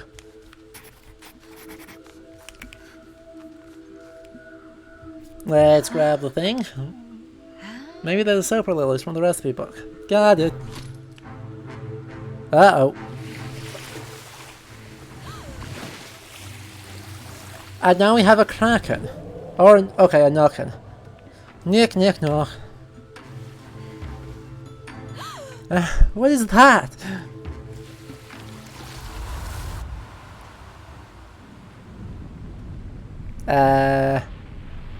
We did good. We did a thing. It is working. This boy is special somehow.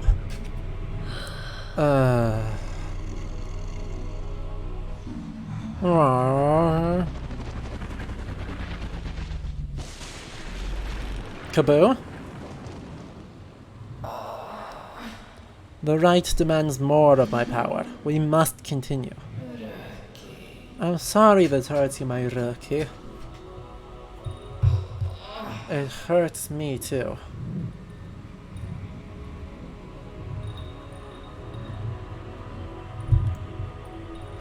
But it's the only way to give you the life you deserve. It is my fault you are this way. My fault you are feared and shunned. The humans accept only their own. This way you will walk among them. You will never be burdened as I was. No matter the cost, to me or anyone else.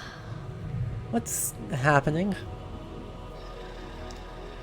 Something unexpected, something wonderful. Do not fight it.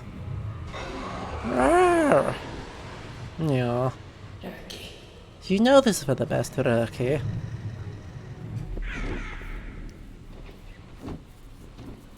And yeah, meanwhile we got by a Nukin, which is not good.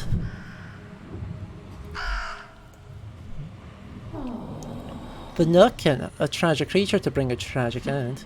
Now she joins its sunken treasures. The staff? How could she know about that?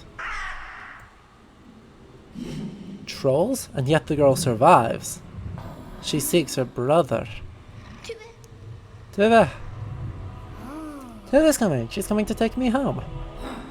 No one is coming, boy. Your destiny lies here with us. We shall not fail this time. Well, here we go again. Yikes. That's a yikes. She is kinda terrifying.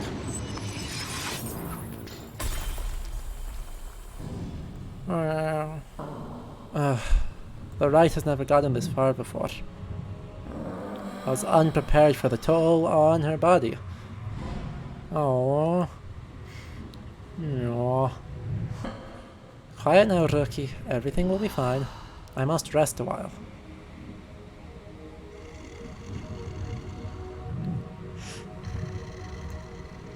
Röki? Röki? You okay? What's wrong with your hand? Oh. We may have Molotoved it a little bit.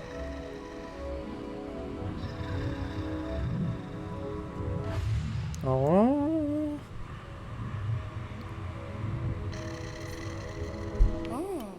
Or I can get it if you want.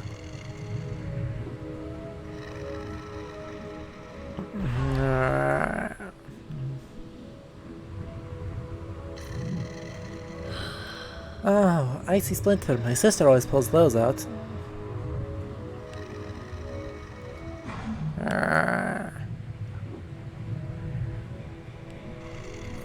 Lars, you're trying your best. These might be... Oh, poor Röki. All better.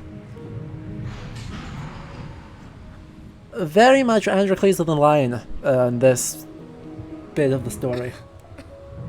Röki, I don't feel so good. What's going to happen to me? Aww. Oh. I thought so.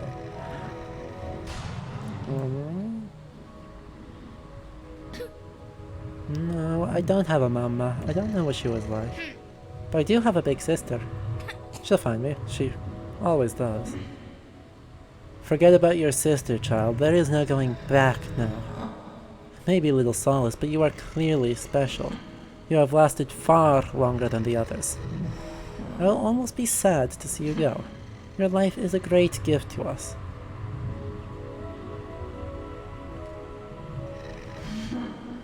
But it is as it has to be. We must feed the darkness to continue the right. Yeah, I have a feeling things are going to get sad before they get happy. Power remains in me, flow through me now.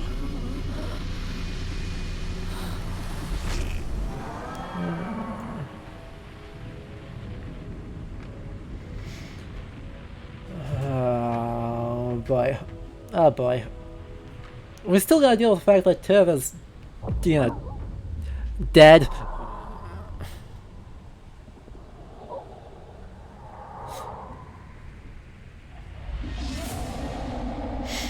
Super dead.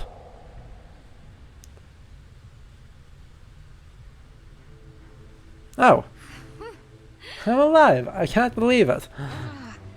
I'm tied up, but I think I'm still in one piece. Need to get free somehow.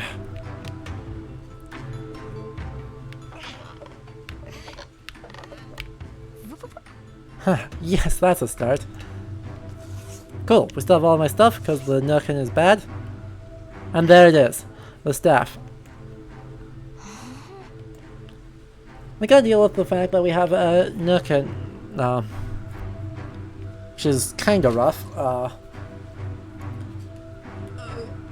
So, I mean, I talked about Nukins right at the beginning when Lars said he found one, but this one seems to be modeled on, well, actually let me check that. I need to find the Konungsskuggsjau. So we're just gonna let this thing kind of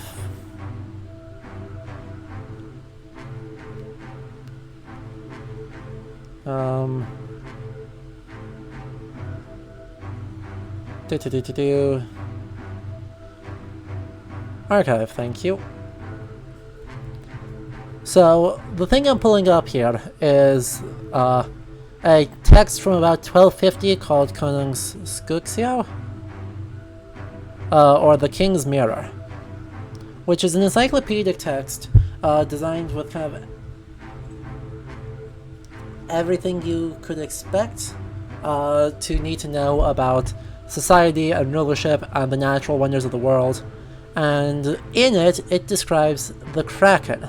It's one of the, I think it is our first actual description of the Kraken.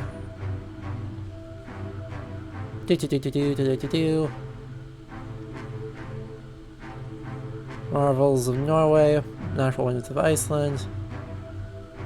So about page 120.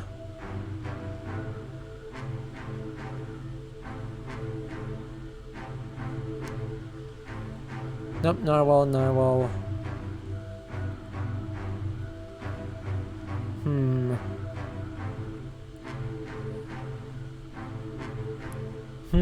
Where is it?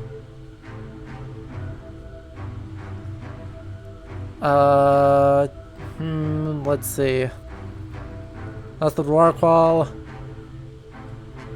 Okay, so the King's Mirror says there is a fish not yet mentioned, which it is scarcely advisable to speak about on account of its size, which to most men will seem incredible. There are, moreover, I need to actually zoom in. Let me zoom in, please.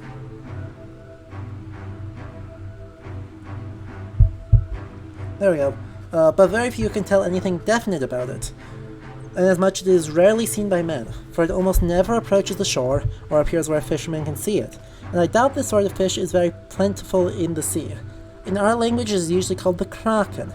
I can say nothing definite as to its length in elves, but on those occasions where men have seen it, it has appeared more like an island than a fish. Nor have I heard one that has ever been caught or found dead. It seems likely that there are but two in all the ocean, and that these beget no offspring, for I believe it is always the same ones that appear. Nor would it be well for other fishes if they were as numerous as other whales?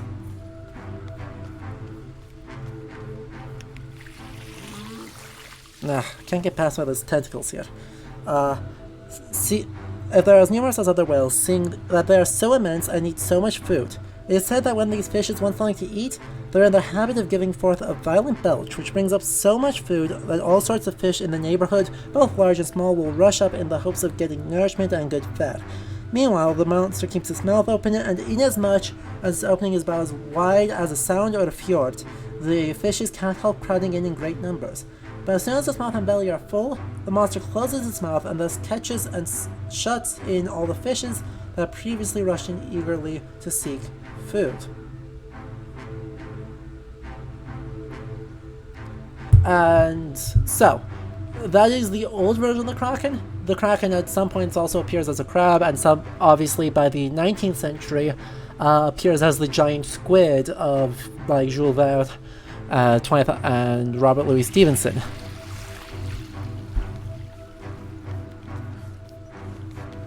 Speaking of Krakens, at some point we're going to play another game called The Return of the Obra Dinn, which has one of those. Let's see. What can we realistically do here? There's always the inexplicable amounts of violence as an option, but I feel like that's not a good option. Damn, bedraggled little teddy bear. Hello. Ooh, it likes it. Interesting. Okay, what if I give... Nope. What if I give you... What if I give this tentacle? I don't have a choice. If I throw it into the water, then maybe it'll chase. Oh, oops, I dropped your toy in the water. Move, move, move, move, move. Move, move, move, move, move.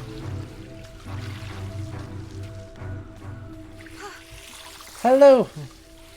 Good! Taking pictures of old churches is a good thing. Please let there be some way out of here. Oh gosh, what the heck are these? How did you get down here? That's horrible.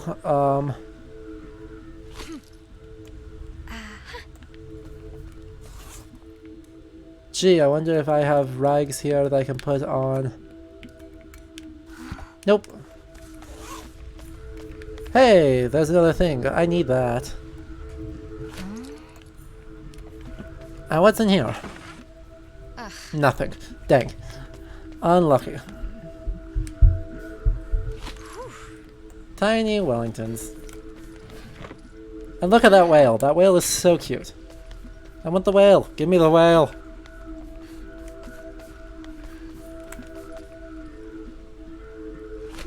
I like this blue fabric. Okay. Well then we can put the blue fabric on this. Yes. And it makes it a tiny dress and tiny wellies on the tiny dress. Now we have more horrible things. Please don't be what I think you are. Ah, perfect. Another thing. A lobster pot. Okay, so fishing gear. Oh, the way out. Uh-oh. Sammy, we're in trouble. We're in trouble.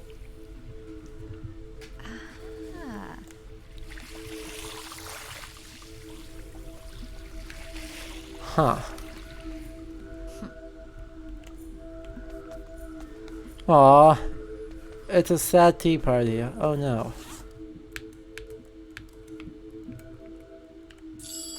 Oh no, that's really kinda sad. Perhaps you can be his new friend? I want to make sure I didn't miss anything here.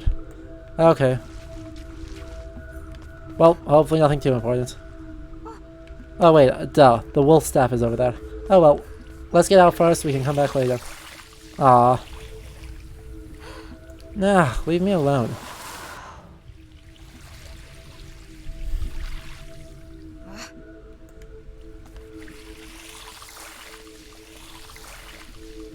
Well, something I can do to make you look more human.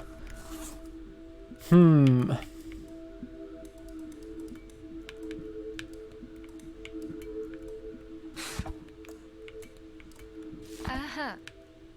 Hmm.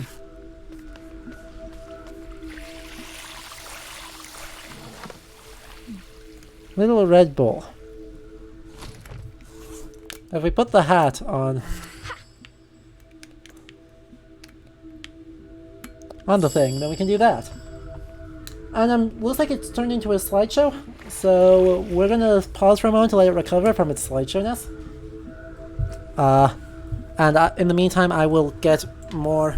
Yep, I will get another ice pack for the last half an hour here, which hopefully will give it time to recover from all of the things. Nope, Kosek, you are absolutely getting lag. I'll be back in a moment.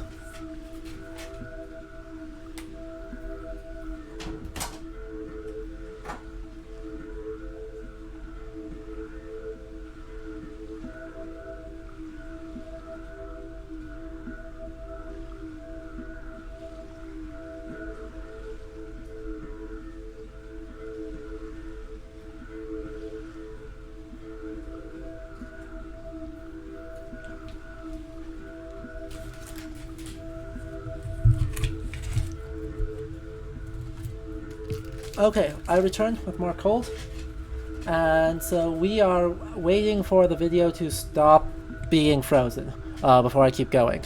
In the meantime, while we wait, let's read another folktale, another one about water monsters, because since that is what we are dealing with right now. So we're just gonna wait for it to fix itself, and I'll get a notification when it's fixed. And in the meantime, we can think about more stories of water monsters. Stories of elves. Stories of water monsters. The Merman. Long ago, a farmer lived at Vogar, who was a mighty fisherman. And of all the farms around, no one was so well situated with regard to the fisheries as he. One day, according to custom, he had gone out fishing, and having cast his line down from the boat, waited a while, found it very hard to pull up again, as if there was something very heavy at the end of it. Imagine his astonishment when he found that what he had caught was a great fish with a man's head and body. When he saw that this creature was alive, he addressed it and said, "Who and whence are you?" "A merman from the bottom of the sea," was the reply. The farmer then asked him what he had been doing when the hook caught his flesh. The other replied, "I was turning the cowl of my mother's chimney pot to put it to the wind. So let me go again, will you?" "Not for the present," said the fisherman. "You shall serve me a while first." So without more words, he dragged him into the boat and rowed to shore with him. When they got to the boathouse, the fisherman's dog came to him and greeted him joyfully, barking and fawning on him and wagging his tail. But his master's temper being none of the best, he struck the poor animal, whereupon the merman laughed for the first time. Having fastened the boat, he went towards his house, dragging his prize with him over the fields, and stumbling over a hillock, which lay in his way, and cursed it heartily, whereupon the merman laughed for the second time. When the fisherman arrived at the farm, his wife came out to receive him and embraced him affectionately, and he received her salutations with pleasure, whereupon the merman laughed for the third time. Then the farmer said to the merman, "You have laughed 3 times, and I am curious to know why you have laughed. Tell me, therefore." "Never will I tell you," replied the merman, "unless you promise to take me to the same place in the sea wherefrom you caught me, and there to let me go free again." So the farmer made him the promise. "Well," said the merman, "I laughed the first time because you struck your dog, whose joy at meeting you was real and sincere. The second time because you cursed the mound over which you stumbled, and which is full of golden ducats. And the third time because you received with pleasure your wife's empty and flattering embrace, who is faithless to you and a hypocrite. And now be an honest man and take me out to the sea whence you have brought me." The farmer replied, "2 things that you have told me I have no means of proving.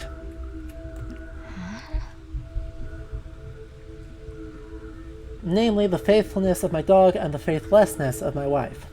But the third I will try the truth of, and if the hillock contains gold, then I will believe the rest." Accordingly, he went to the hillock, and having dug it up, found therein a great treasure of golden ducats, as the merman had told him. After this, the farmer took the merman down to the boat, and to that place in the sea whence he had caught him. Before he put him in, the latter said to him, "Farmer, you have been an honest man, and I will reward you for restoring me to my mother, if only you have skill enough to take possession, patron, of property that I shall throw your way. Be happy and prosper." Then the farmer put the merman into the sea, and he sank out of sight. It happened that not long after, 7 sea-gray cows were seen on the beach, close to the farmer's land. These cows appeared to be very unruly and ran away directly as the farmer approached them. So he took a stick and ran after them, possessed of the fancy that if he could burst the bladder, which he saw on the nose of each of them, they would belong to him.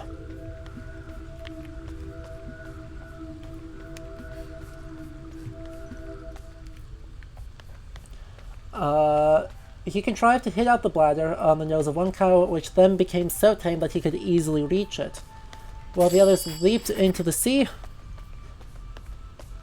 and disappeared. The farmer was convinced that this was the gift of the merman, and a very useful gift it was. For better cow was never seen nor milked in all the land, and she was the mother of a race of grey cows so much esteemed now. And the farmer prospered exceedingly, but never caught any more mermen. As for his wife, nothing further is said about her, so we can repeat nothing. I knew there was something behind that stone. Magic girl went through knock-knocking door. It bangs its long arm on Hilda's cave sometimes. Hilda knows better than go that way. What was that thing? It had tentacles. Knockin'. Not kind like Troll Brother. Not beautiful like Troll Sisters. Not troll-like at all. How do I stop it? Hilda wise enough to keep away. Not wise enough to know how to keep it away. Knockin' pulls everything underwater. Troll cave without fire. Soggy feet. Poor cold Hilda. How will Hilda have tea now?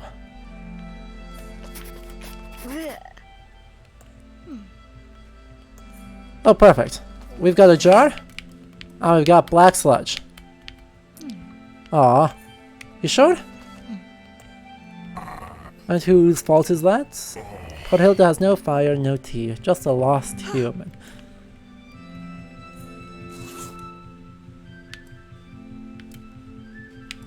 I disbelieve you, game. Maybe the rag. We can put the rag in the sludge, and you will turn the rag. Nope. I need something to put the sludge in to take the Yola cutter in.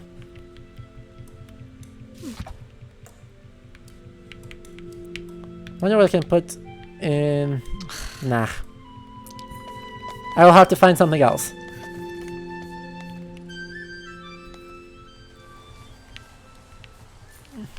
Bah.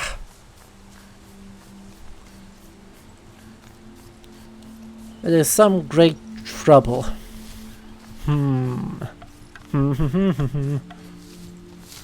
Let us go and seek Troll Hilda, and at least we can make tea. And we can see if we can't deal with a couple of other things for Troll Hilda. Get another one of those. Kroka.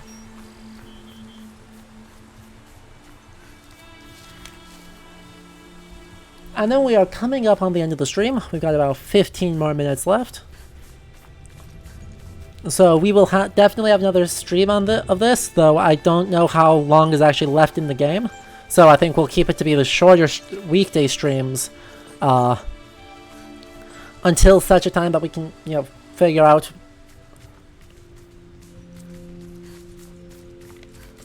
what we can do. Let's put the Valerian here in the thing. And the Soper Lily, because we've got that still too.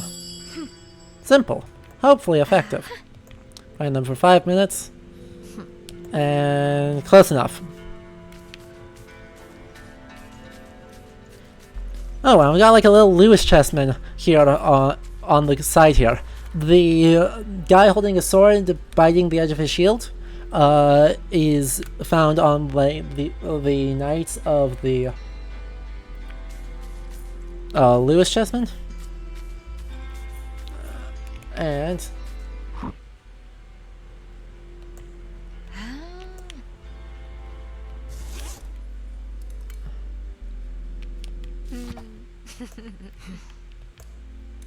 yep, we were told to find the home. Maybe the statue? Yep. The statue works.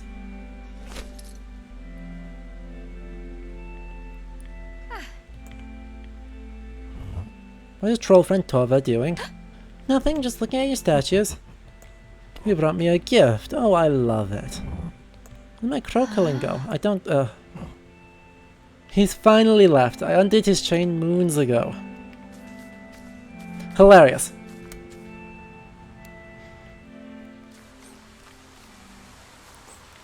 Did I miss things, Leander? I'll go back and take a look. Especially now that I have the tea. I just need to build more fire, which should not be too hard. Oof. This is not great.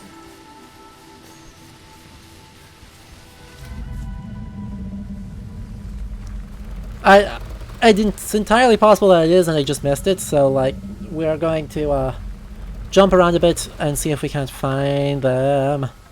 But with all this stuff, I wanted to do something here. Oh yeah, this pool. I want to throw this in there. What? The cursed pond. This is clearly the cursed pond. Yes.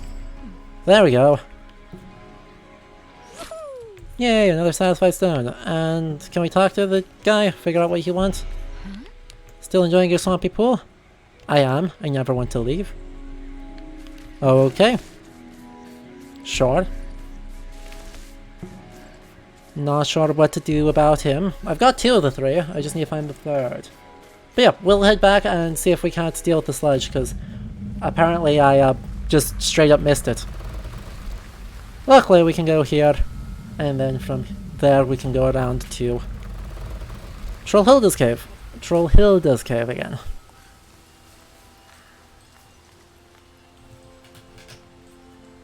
We are close.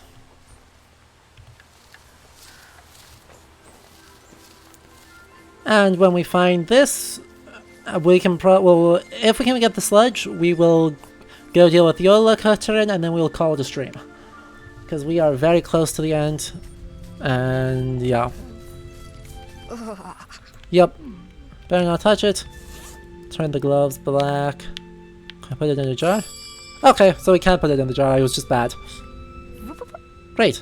Portable mess of black sludge. And we have matches, so we should be able to relight the fire. Luckily, she's amazing at the at fire starting. And we have tea somewhere. Did I not grab the tea? Did I completely forget to grab the tea? Oh no. I am terrible. I thought I had it. I screwed up.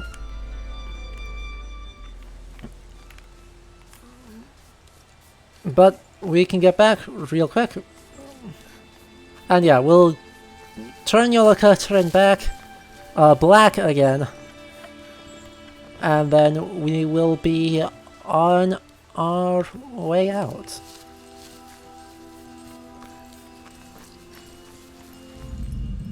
Right out the door here.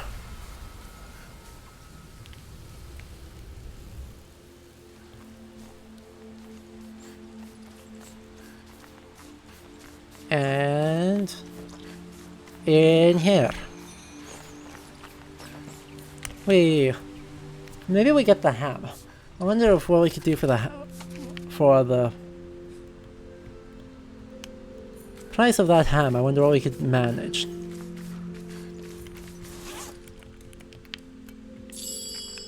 And we can turn. What is this? It's a revitalizing pomade with active charcoal. Yeah, rub it on your fur. I'll make it black and pleasing to Yola Kutterin. We just rubbed ash in him, and how do you feel? Oh, we can just take the ham. Perfect. Bye. Bye, Yola Kutterin. Let's get out of his den before we get too excited. But then we are good to go. Excellent. So this is where we will end the stream. Oh, yeah, I'm curious. Language. Nay. Okay, they've got a bunch of normal languages. I was hoping they would have, Norwegian. They don't actually have Scandinavian languages. That's hilarious. Anyway. Yeah, this is where we will leave off the stream for today. we've made really good progress, but I don't know how much is left in this stream, so next time we do this will probably not be next week, but the week after. We'll make that the Wednesday stream to see how far we get, and that just might be a bit long to push on to the end of this game. I am really enjoying it so far, now that it is not done being traumatizing and has gone back to being a fun adventure game, but we'll see how far this builds to. I'm very curious to see where this goes. If you enjoyed this, people catching the VOD either here or on YouTube, or if you have not done so in my lovely live audience, if you could throw a follow at the stream, and if you have $5 to spare, or your Twitch Prime sub from your Amazon account linked to Twitch, and want to help support the channel, I would really appreciate it. If we get 3 more subs, we get a new emote. Additionally, you should all join the Discord server, which is let me get the permanent invite link somewhere.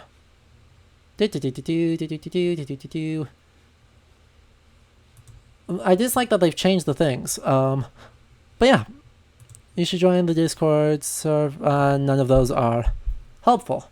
Okay. Amazing. So we're just going to create a new invite link here. A new permanent invite link. And